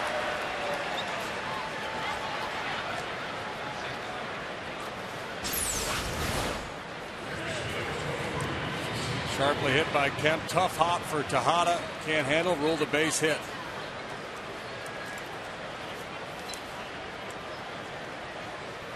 Tejada leaving his feet. Got a glove on it. So Kemp starts a new hitting streak. His 14-game streak was snapped last night by the Astros. Casey Blake is the batter. He's 0 for 2.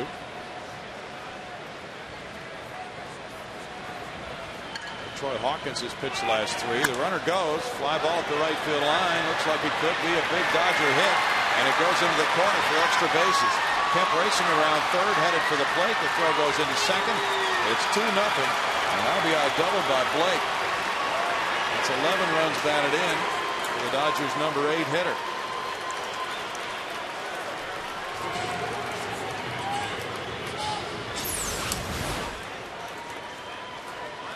Good swing of the bat by Casey Blake. He just sticks his nose in there and drives it into the right field corner. Long way to go for Erstad.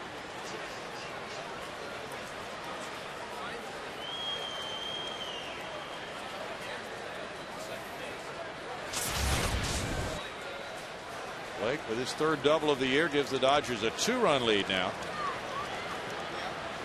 Now Billingsley, the pitcher, comes up. The Astros looking for a bunt from him. Berkman talking with Geary.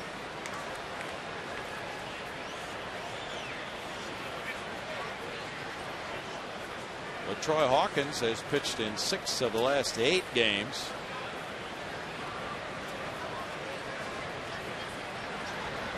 Billingsley looks at it, and it's ball 1. Berkman charging.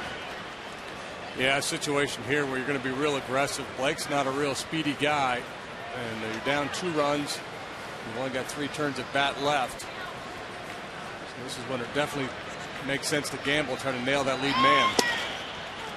Almost a pickoff throw. Pudge had his arm in motion, and he didn't throw it. Yeah, it's a tough situation for the base runner out there too. Blake, as I mentioned, not a real speedy guy, so he's got to do a good job of giving himself a chance to get to third on a poor bunt. But he's got to kind of temper that with not getting too far off where Pudge could take a shot at him. Bunted through that one. 1-2. That first baseman getting in your grill the way Lance is will get in your head a little bit. Instead of just dropping the bunt down, you'll try to finesse it.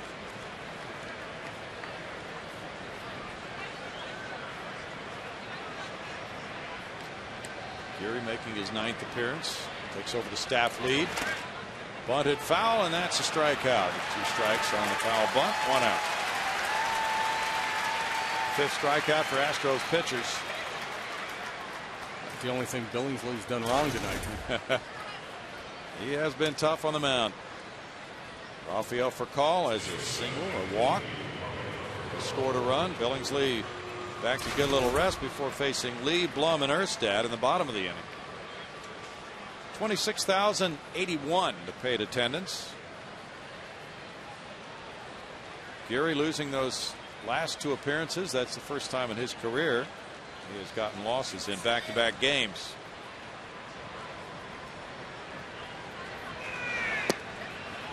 Strike.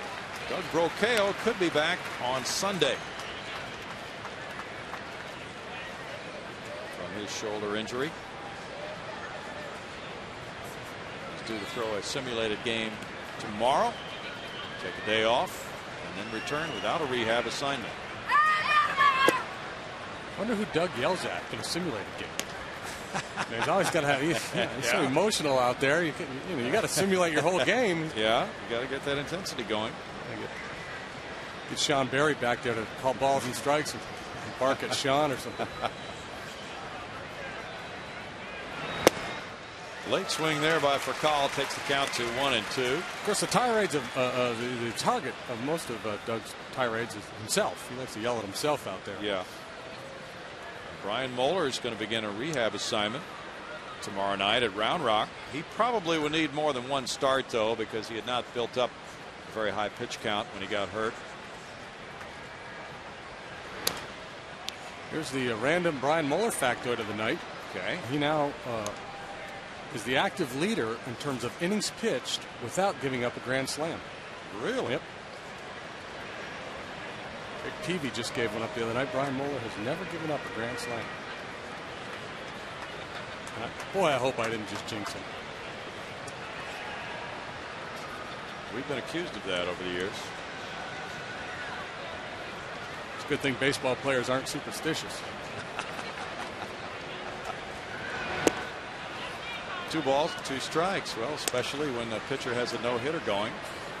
Some fans do not want the broadcasters to mention that. Yeah, I'm not sure I get that. 'Cause that's a dugout thing. That's the roots of that. Mike Scott said he was fine with it being mentioned on the air.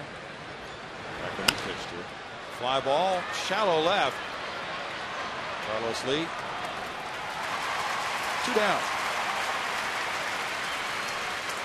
Well, how irrational would you have to be a player and to think what a broadcaster says could have any impact on the game? I mean, that's, Yeah. put somebody in an institution if they think that way. Orlando Hudson has a single and a double. He was thrown out at third base, though, in the 5th inning on a big play in this game. He's 2 for 3. Very nice start for Hudson as a Dodger. 391 average. He was a late sign as a free agent. Ball 1 with Jeff Kent retiring. Blake DeWitt had played some second base for the Dodgers last season. They could have just allowed him to play every day. They also have Mark Loretta on the ball club. Juan Castro on the bench. With very good hands. 2 balls, no strikes for Jeff Geary.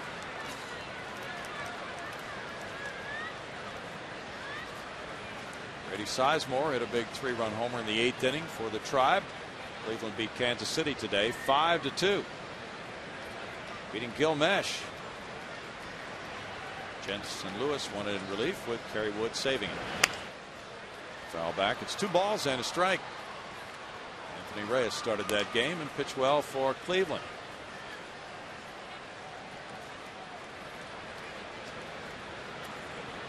St. Louis winning today. The Cardinals are 11-5 now.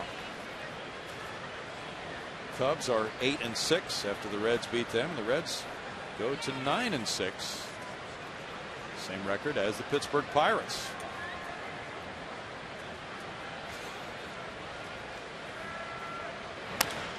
Fly ball. Darren Erstad waiting. In the 7th, it's 1 run, 2 hits, 1 left for the Dodgers. They lead it 2-0.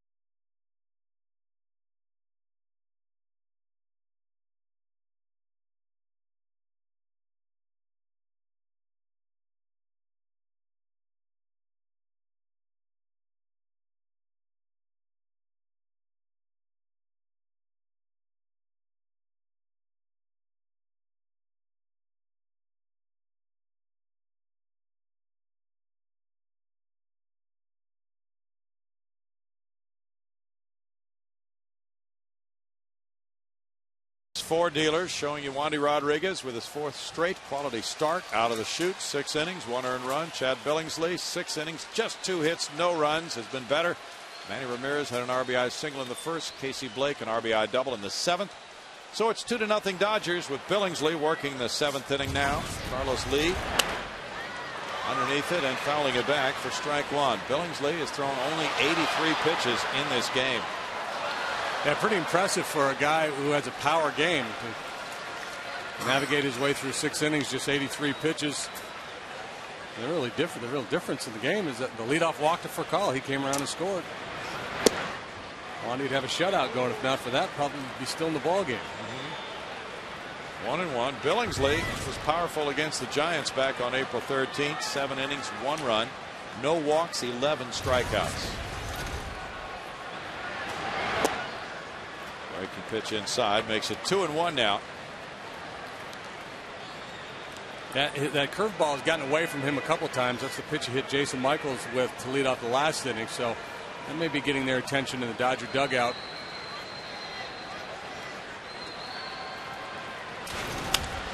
Rounder to the left side for Casey Blake. 1 out.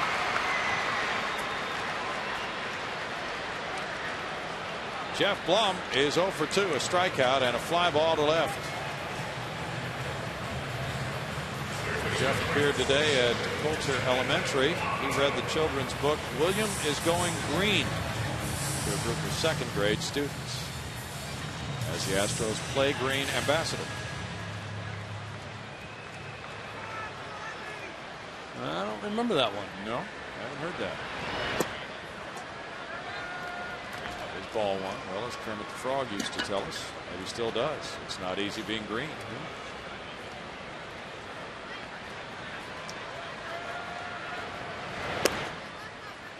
Fastball makes it 2 balls, no strikes.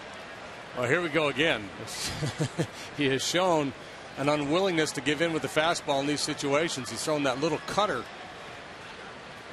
He threw it to Blum. He threw it to Berkman. Threw it to Michael Bourne on 3-2. That time he comes with a straight heater. That's a tough pitch. 2-1. And it's a great 2-0 pitch. You cover the plate, but you keep it down. The hitter can't do much with it.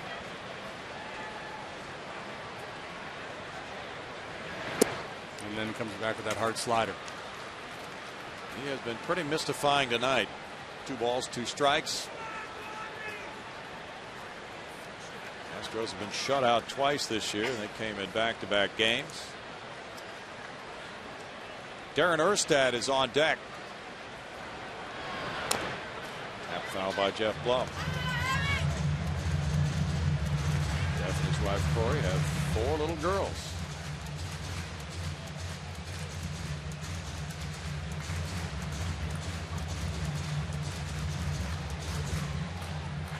Blue Jays beat the Rangers 5-2 in Toronto. They're 12-5 now. Slowly hit.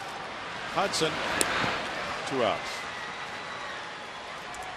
Our league leaders brought to you by your Texas Ford dealers. We'll show you 5 low-scoring shutouts in Major League Baseball last night. There were some beauties pitched. Kansas City winning 2-0. Atlanta took Washington 1-0. That was in 10, I believe. Cincinnati blanked the Cubs 3-0. It was Arizona 2-0 over Colorado. And in 10, San Diego losing to San Francisco 1-0. Welcome to 1972. That was a 9-inning game to Washington. Darren Erstad 1 for 2. Looks at strike 1. He singled in the 2nd inning. The only other hit, Miguel Tejada's 1-out double in the 1st. Pudge Rodriguez on deck. Rafael Furcal has swung around up the middle. 0-2 for Billingsley. He's at 94 pitches tonight. Wesley Wright is warming up for Houston. Ramirez, Ethier, and Martin due up in the Dodger 8th.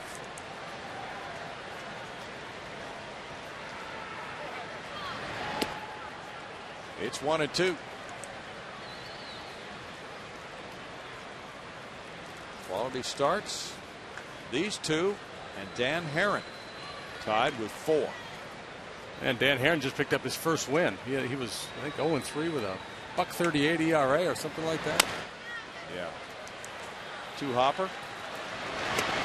And in the 7th, it's 3 ground ball outs for Billingsley. He takes a 2-0 lead to the 8th.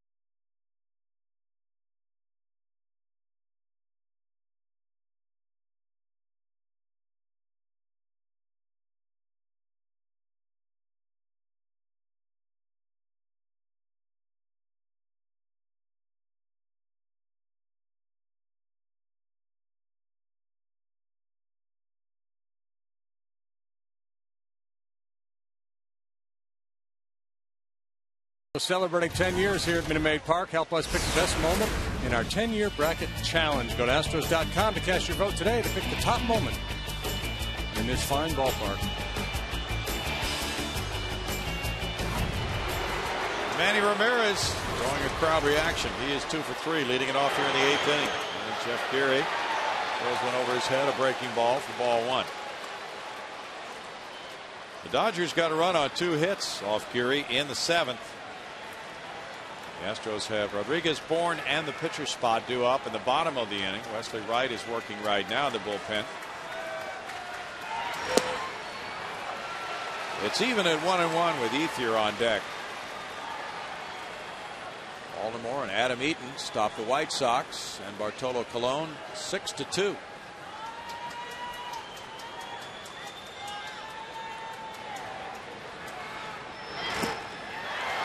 Talked earlier about Manny being from Washington Heights, a pretty rugged area of New York. He was born in the Dominican Republic, came to New York at the age of 13. His mom was seamstress. His dad drove a taxi in New York.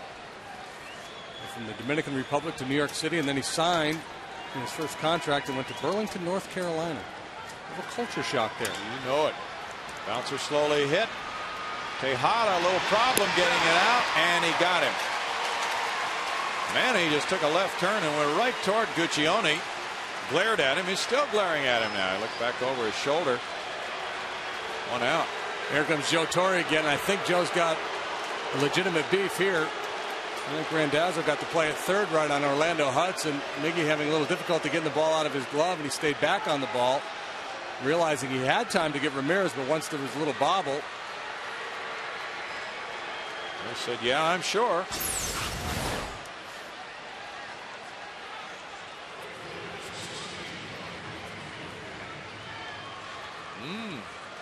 I think the proper response would be, I'm pretty sure. Because how can you be sure on that play? Nobody's that good. You're pretty sure. Really close. Manny had a point. So I used to love Big John McSherry. You know, if there was a questionable call, he'd always ask you after the fact. And then you were so later. What'd you think? I got that one right? That's fine. You know, players appreciate that.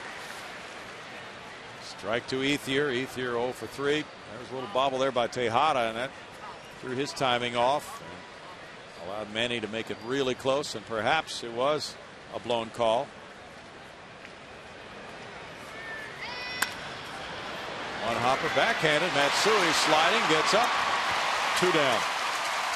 But the way Manny turned left and headed right for Guccione was rather ominous. He's been on base so much this year, he's not used to making that right turn. 2 down, and it's Russell Martin next. Martin is 0 for 3 tonight. 4, 5, 6 hitters combined for the Dodgers. 0 for 10 without reaching base.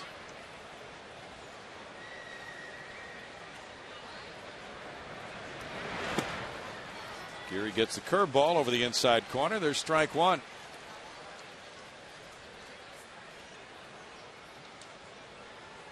Scott Richmond was a winner for Toronto. The Blue Jays just keep coming up with young pitchers. 1 ball and 1 strike. Josh Hamilton hit number 2 in the losing cause for the Rangers. Chris Davis hit his 3rd. Vernon Wells, Lyle Overbay, each with number 3, and Alex Rios number 1 for the winning Toronto Blue Jays. It's a lot of home runs for a 5-2 ball game. It sure is. That's 5 home runs for a 5-2 ball game. Well, it just seems that more and more teams are scoring a higher percentage of their runs on the long balls. Although in the last couple of years it seems to have swung more toward stolen bases being bigger. Home run totals were down last year from the previous year. Bouncer left side. 2 hops. Tejada. A 1-2-3-8 for Geary, who gave the Astros 2 innings, and now will be leaving for a pinch hitter in the bottom of the 8th. Dodgers 2, Astros nothing.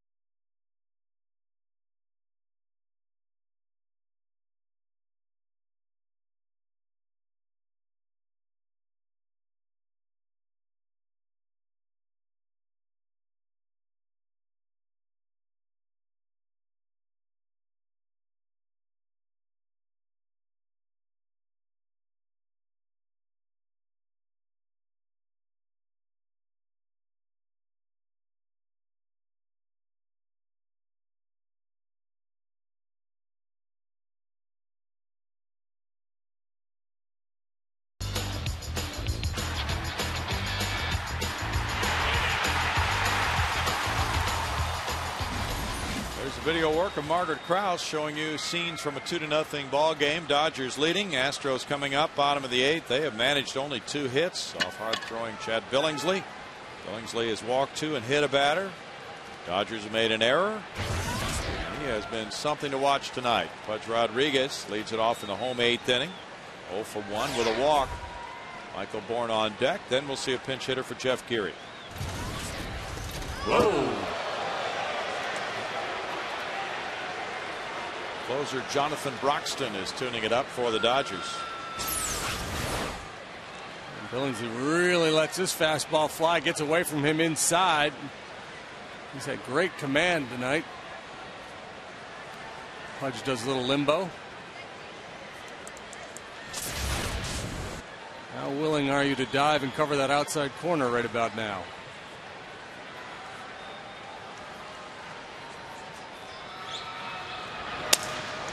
Broken bat.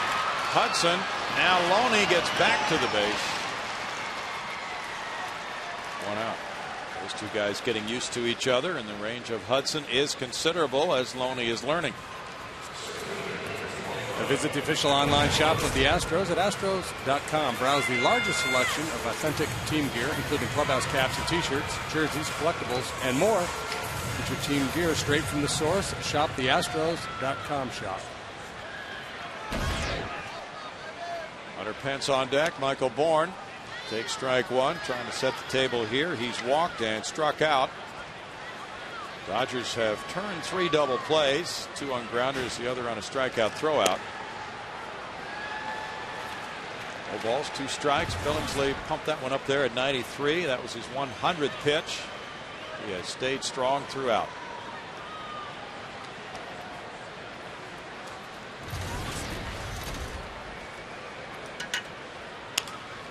Bourne shoots that one foul. Broxton warming up, and he is the only pitcher warming up right now. It would appear that if Billingsley does falter, the closer comes in not in the 9th, but in the 8th inning tonight. Dodgers have done that with Broxton already this year. More clubs should do it. You okay down there, ma'am? Yes, he acts like he's fine.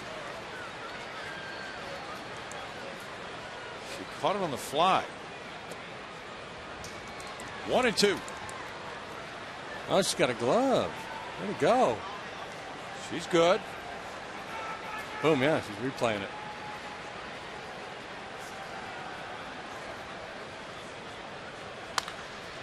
Bourne hits one foul.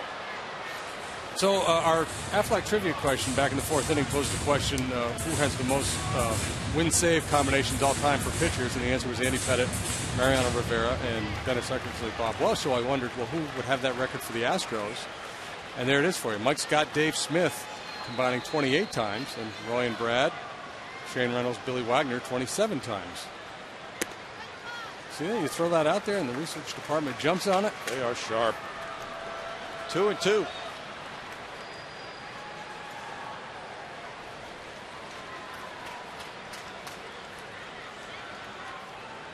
Kemp is in left center field. Bourne bounces one to the left side, and he's on. Casey Blake can't pick it up. Michael Bourne reaching with 1 out on that chop, and Blake had to do everything perfectly to get him. Still might not have gotten him if he had. Yeah, it was not going to be an easy play. You could tell off the bat it was going to be one of those tricky hops to contend with. With Bourne going down the line, you can't retreat and try to get a more favorable hop. You have to just run to the ball and try to make a play, rule the base hit.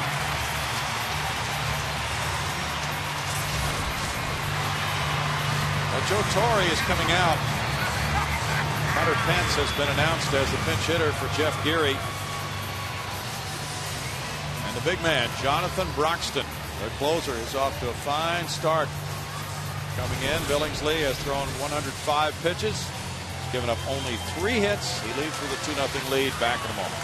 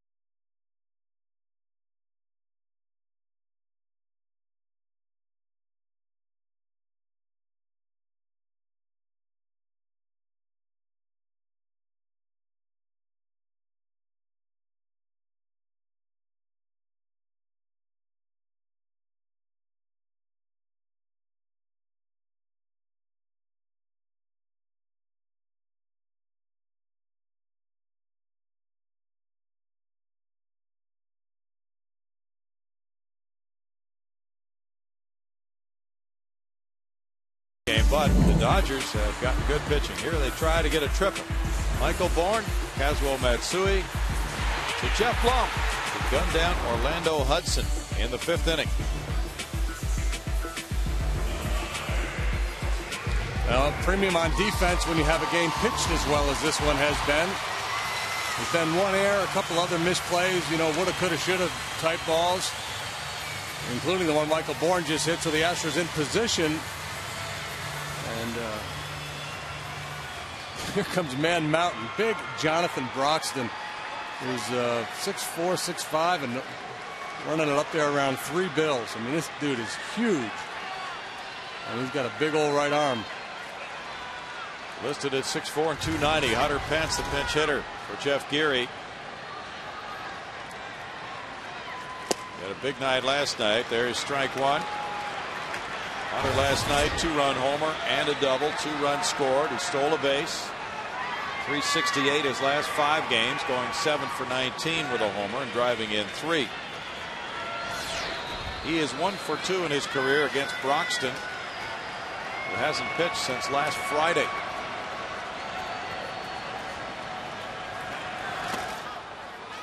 And it's a 1-ball, 1-strike count. He earned the 4th 5-out save of his career on Friday against Colorado. Like it's Saturday was his last appearance. He went an inning and 2/3 in that one as well. 24 years old. And he's 4 for 4 in saves. I wonder how many times the football coach said, "Son, come on over here. Never mind that baseball."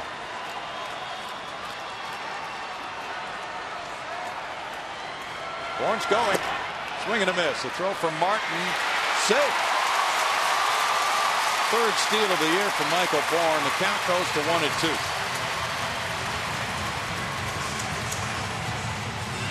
Broxton's not particularly quick to home plate, and Martin has had some problems throwing, so I like this play. Go ahead and get that bag, and maybe steal a run here, 1 more in the 9th, take it to extra innings if need be, whatever it takes. Tough to string a bunch of hits together against a guy like Broxton. Yes, a bad idea to take some chances. The strikeout numbers are really up there for Broxton this year again. Last year he struck out 88 in 69 innings. Little tap goes foul.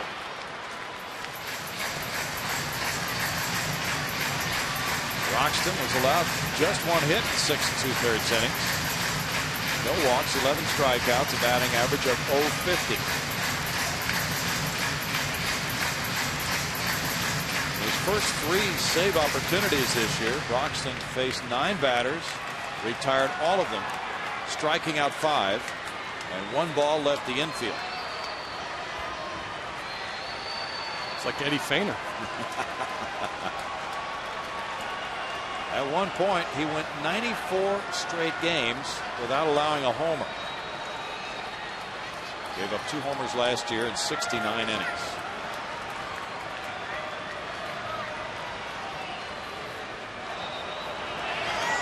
And he steps off with Bourne attracting his attention at second base. He has a pretty modest lead out there.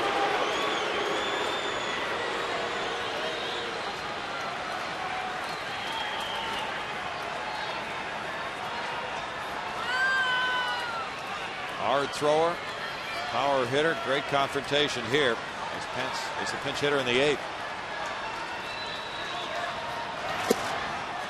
Just off the plate at 98. 2-2. Talk about cheese at the knees. Ooh. And what are you going to do with that pitch? You just hope it doesn't get called. Yep. Broxton is 0-1 in his career against the Astros with an ERA of 9.45. They handed him a loss last year, and he had a couple of blown saves. Pence had an RBI single in one of those games. Line to short. He hit it right on the screws, but it's out number 2. He ripped that one right to the ball. Buzzard block there. Battled a tough righty. Hit the ball right on the button. That's all you can do, man. Good at bat. First pinch hit at bat of the year.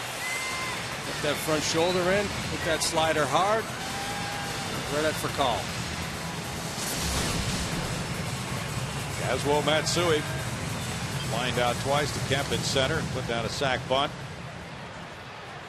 Dodgers have Loney, Kemp, and Blake due up in the 9th inning. Wesley Wright has been getting ready for a long time for that 9th.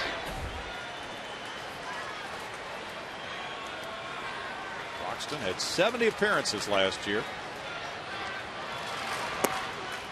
There's ball 1. Dodger bullpen with 3 wins, 2 losses, has a 3.47 ERA. Last night, Ronald Belisario came in the bottom of the 8th with a 1-run lead. Lance Berkman homered off him. Hunter Pence doubled, and George Rodriguez got what proved to be the game-winning single, handing Belisario the loss. Yeah, you don't see too many mound charging incidents anymore. It seems like that's hasn't happened. We haven't seen much of that in recent years. But who's going to dare run out at this guy? It's not going to happen. It's just not going to happen. Belisario also pitched the 8th inning the night before. And a swing and a miss takes it to 1-2. That would wind up for a hitter probably in the category of Robin Ventura charges Nolan Ryan.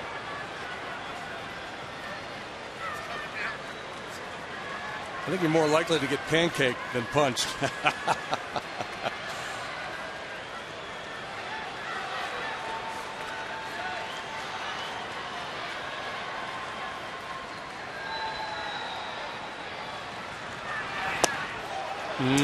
Really close. Boy, 2-2. He's not just throwing, he's pitching. He's spotting that fastball. There's a number of guys with big arms, but they don't have this kind of command. 99 miles an hour.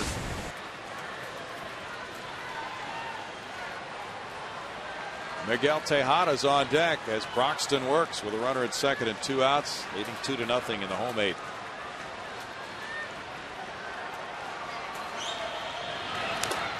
And a breaking pitch is fouled. Broxton, a 2nd-round pick in 0-2 from Augusta, Georgia. So he must have picked up a little velocity along the way, because guys that throw 99 miles an hour aren't 2nd-round picks. No, they're not. Kind of a Mark Wohlers deal. I think Wohlers was maybe a 10th-round pick or something like that, and he gained a lot of velocity after he signed.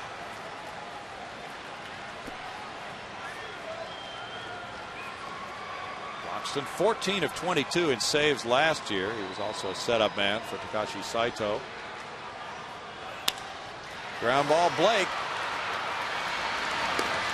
And in the 8th, it's no runs a hit, a runner stranded. Moving to the 9th, Dodgers 2, Astros nothing.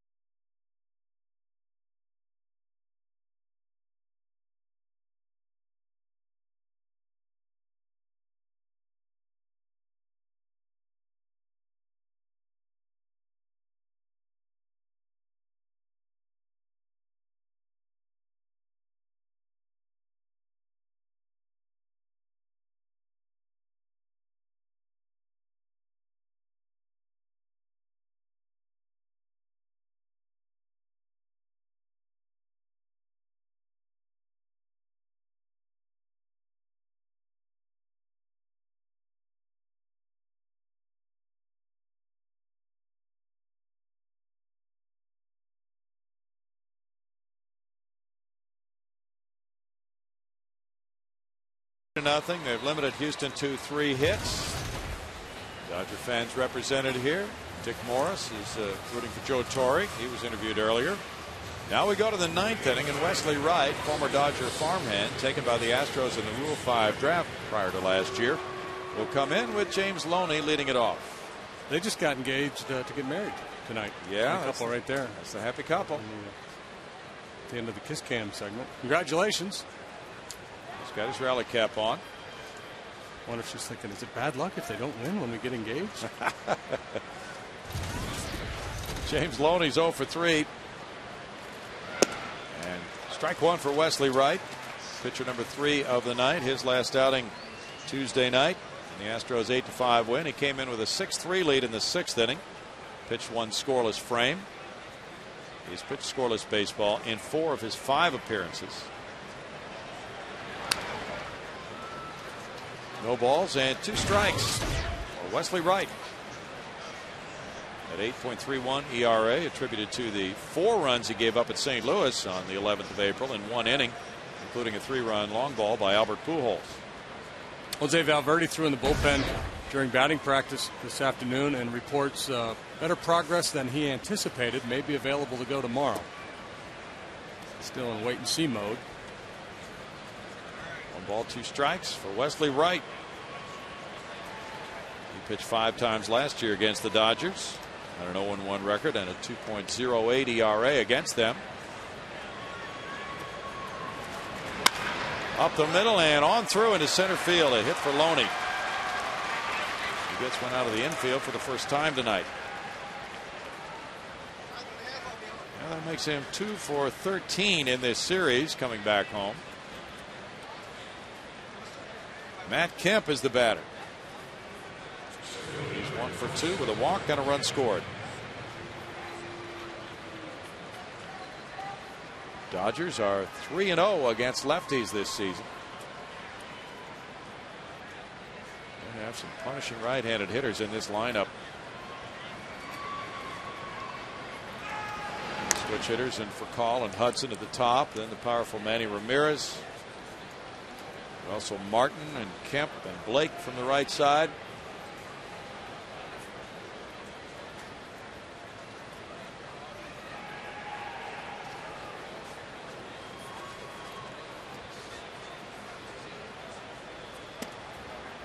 Wright delivers, and it's ball 1 to Kemp.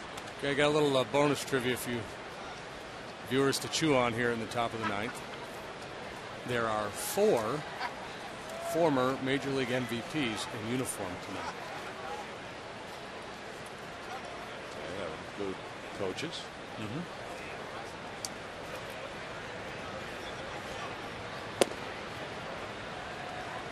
Don Mattingly is the hitting coach for the Los Angeles Dodgers. Is that a hint? No, that's a hint. 2 balls and no strikes. Joe Torre is the manager of the Los Angeles Dodgers. 1985 Mattingly, 1971 Joe Torre. 3 balls and no strikes.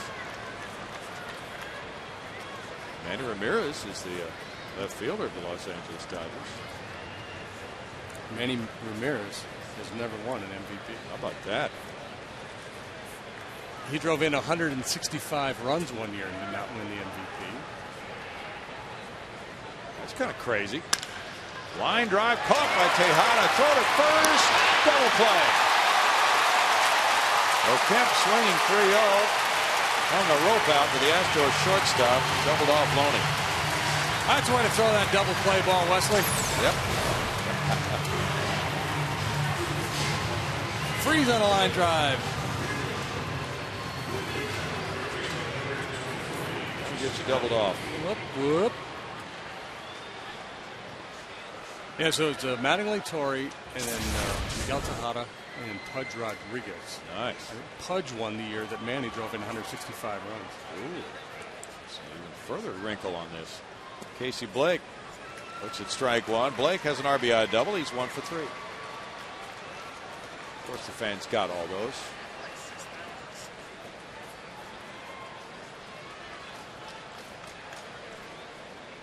Dodgers have 8 hits to the Astros 3. Fly ball sends Michael Bourne toward right center. Tejada, Berkman, Lee due up in the bottom of the 9th. The Dodgers leading 2-0.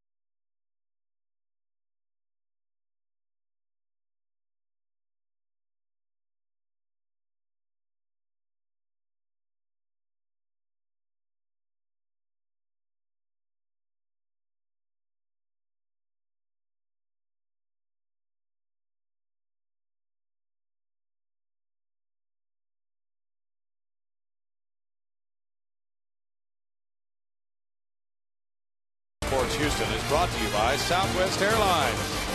Fly your Texas Ford dealers. By the Progressive Insurance Group. Been a night for pitching here. A 2-0 game going to the bottom of the 9th inning. Big Jonathan Broxton came in with a runner on. And he got a line drive out to shortstop from Hunter Pence. And then a ground ball from Matsui for the final 2 outs in the 8th inning.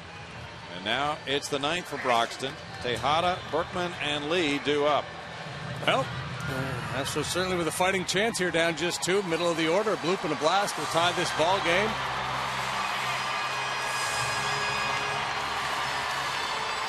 Tejada doubled in the first inning. He's 1 for 3. Chad Billingsley, marvelous tonight. 7 1/3 innings, 3 hits, no runs, 2 walks, 5 strikeouts, a hit batter.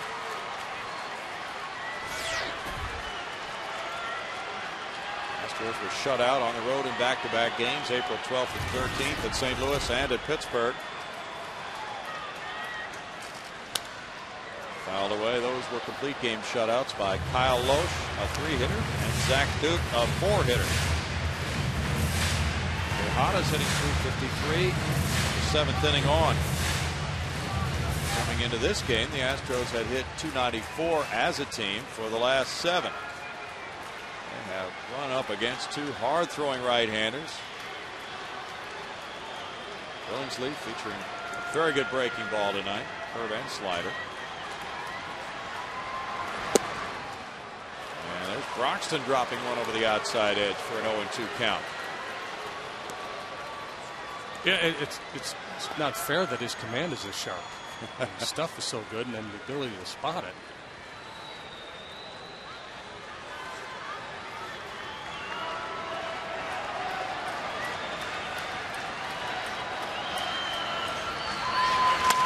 Line drive over Hudson into right field. Tejada leads off the home 9th on an 0-2 pitch with a single. A little more than a bloop, but it'll get the job done. Tying run comes to the plate. Miggy 2 for 4.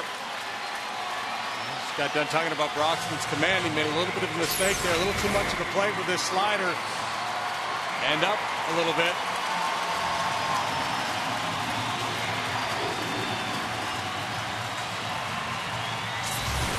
Now the potential tying run at home plate in Lance Berkman, who has struck out, fly to center, and bounced into a double play.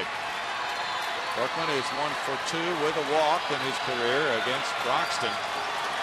Middle infielders pinching in toward the bag. Carlos Lee on deck.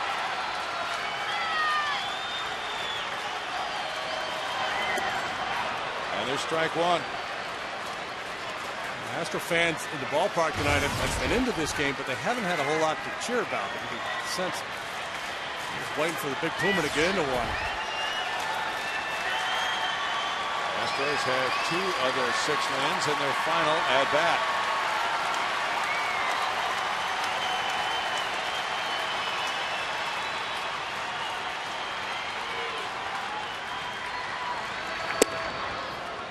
It's 1-1 for Broxton.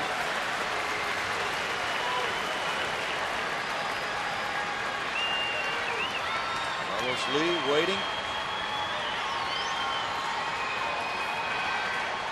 Lee is 3 for 3 with a homer in his career against Broxton.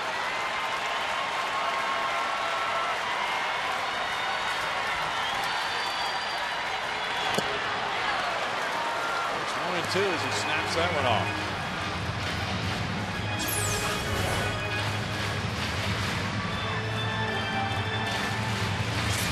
Again, so tough to recognize. You got to be ready to hack when the guy's throwing 99 miles an hour.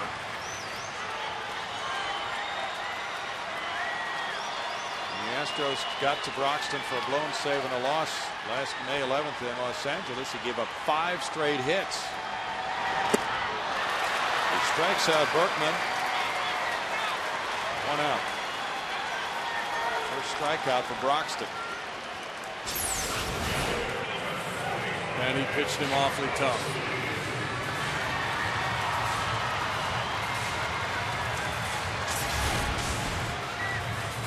Carlos Lee is 0 for 3. A pop to the catcher. A strikeout and a grounder to third.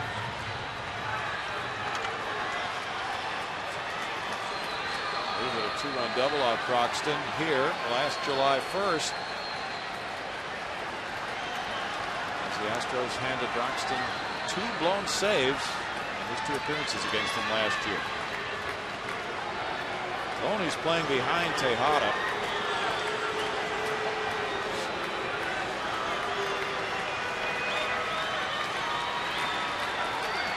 Jeff Blum on deck.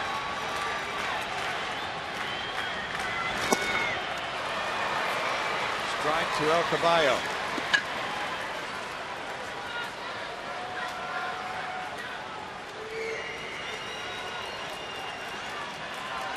Dodgers trying for a win, which would be their 11th of the year, to send them on to Colorado. The Astros have won the first 2 in this series. Late inning heroics in both games.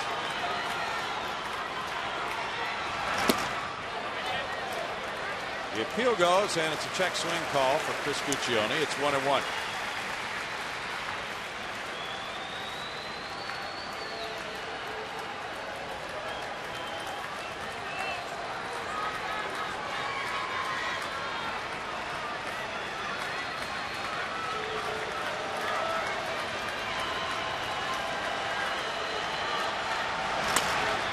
Ball goes foul third base side. 1 ball, 2 strikes to Lee. Steady diet of sliders now from Broxton. That's what he got Lance with. That's what he's been featuring here with Carlos. We talked earlier about hitters and they look for one pitch and adjust to another. And you can't, the guy says 99. You can't disregard the fastball and just look for a slider. You'll have no chance at all to compete with that heater.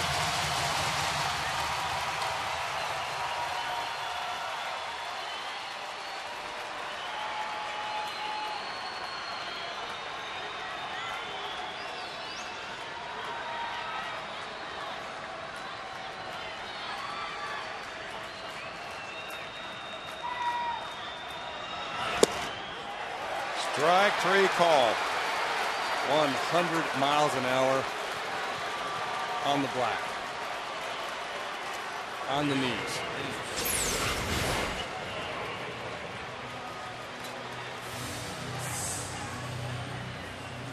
That is just filthy. Striking out Berkman and Lee back to back. Broxton now moves on to face Jeff Blum, who's 0 for 3.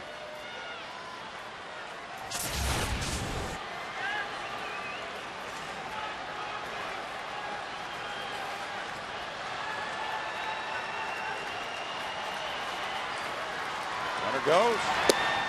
No throw. Strike 1 call. Must be he wasn't loose when he was throwing 98, 99.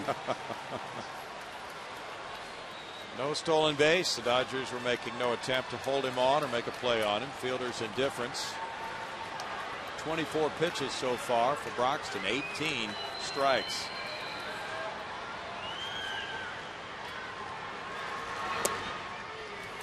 It's 1-1 with lefty Tim Burdack now beginning to warm up in the Astros bullpen.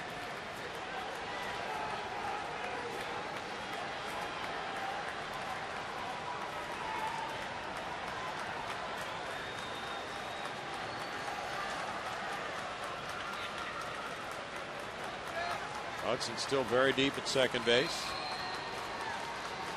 Darren Erstad is on deck.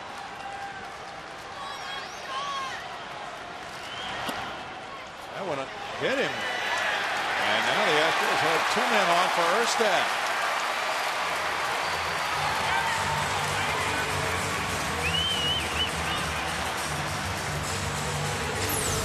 Any way you can at this stage of the ball game. He tries to bury that slider down and in, hits it right on the top of the back foot. And now Russell Martin and Randazzo having a chat, and Joe Torre out for the 3rd time.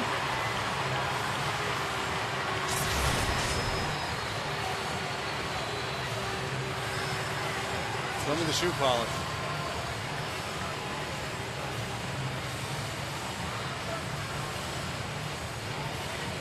Randazzo made that call. Joe Torre came out to question it. That's the first hit batsman for Broxton this year. Imagine what Joe's saying. You've got it hitting him. Are you sure you hit him? Would you be willing to ask somebody else for some help? And I'm sure Tony's saying, look, I'm the guy right here. I'm on the play. Nobody's going to have a better look at it than me. Now we get a pinch runner at first base for Jeff Blum. Jason Smith representing the potential tying run. Darren Erstad is the batter. He's 1 for 3. 3 career walk-off homers. Wouldn't that be something? The way the Astros have been shackled tonight. He's not faced this pitcher, Broxton, in his career. Pudge Rodriguez is on deck. Erstad single to right center back in the 2nd off Billingsley.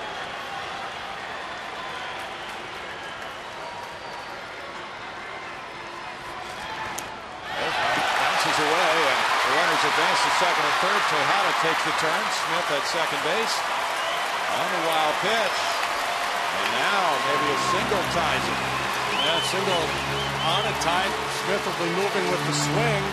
Kind of a base hit to the outfield should get it done. Torre coming out, and that's Honeycutt. Honeycutt, the pitching coach. Oh, yeah, it is right. James Loney in. Talk about the situation here now. Base hit likely ties the game. Interesting that Joe Torre does not use a defensive replacement for Manny. I don't know if he's been using one. Manny would be due up 4th in the top of the 10th should the game go to extra innings. I'm not suggesting that he would do it now, but thinking at the start of the inning, you could understand if he wanted Juan Pierre out there for defensive purposes. There you go. Broxton buried that pitch in the dirt. It might have clipped the arm of Tony Randazzo as it came up. Been a single by Tejada. Strikeouts of Berkman and Lee. A hit batsman putting Blum on. Smith pinch running. Now a wild pitch. And a 1-0 count for Erstad.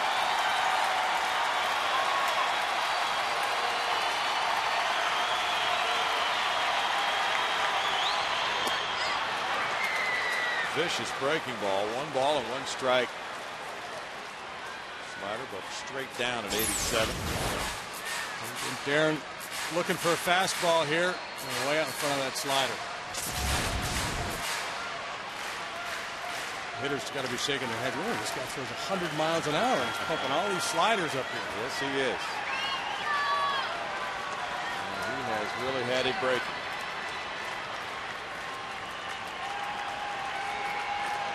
Kemp in left center. If you're deep and right.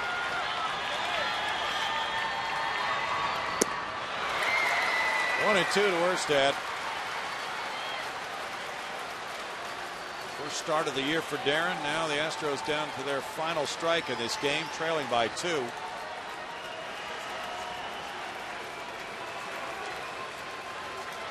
Dad really had some clutch hits last year for the Astros. Now these fans hoping he can do it here. Now you just got to stay back and try to put the ball in play. Try to slap it to left field. Bouncer to first. Loney with the play at first to end it. And the Dodgers snapped their 2-game losing streak. The Astros were going for a sweep, but it was great pitching by Billingsley with his 4th win and Broxton with his 5th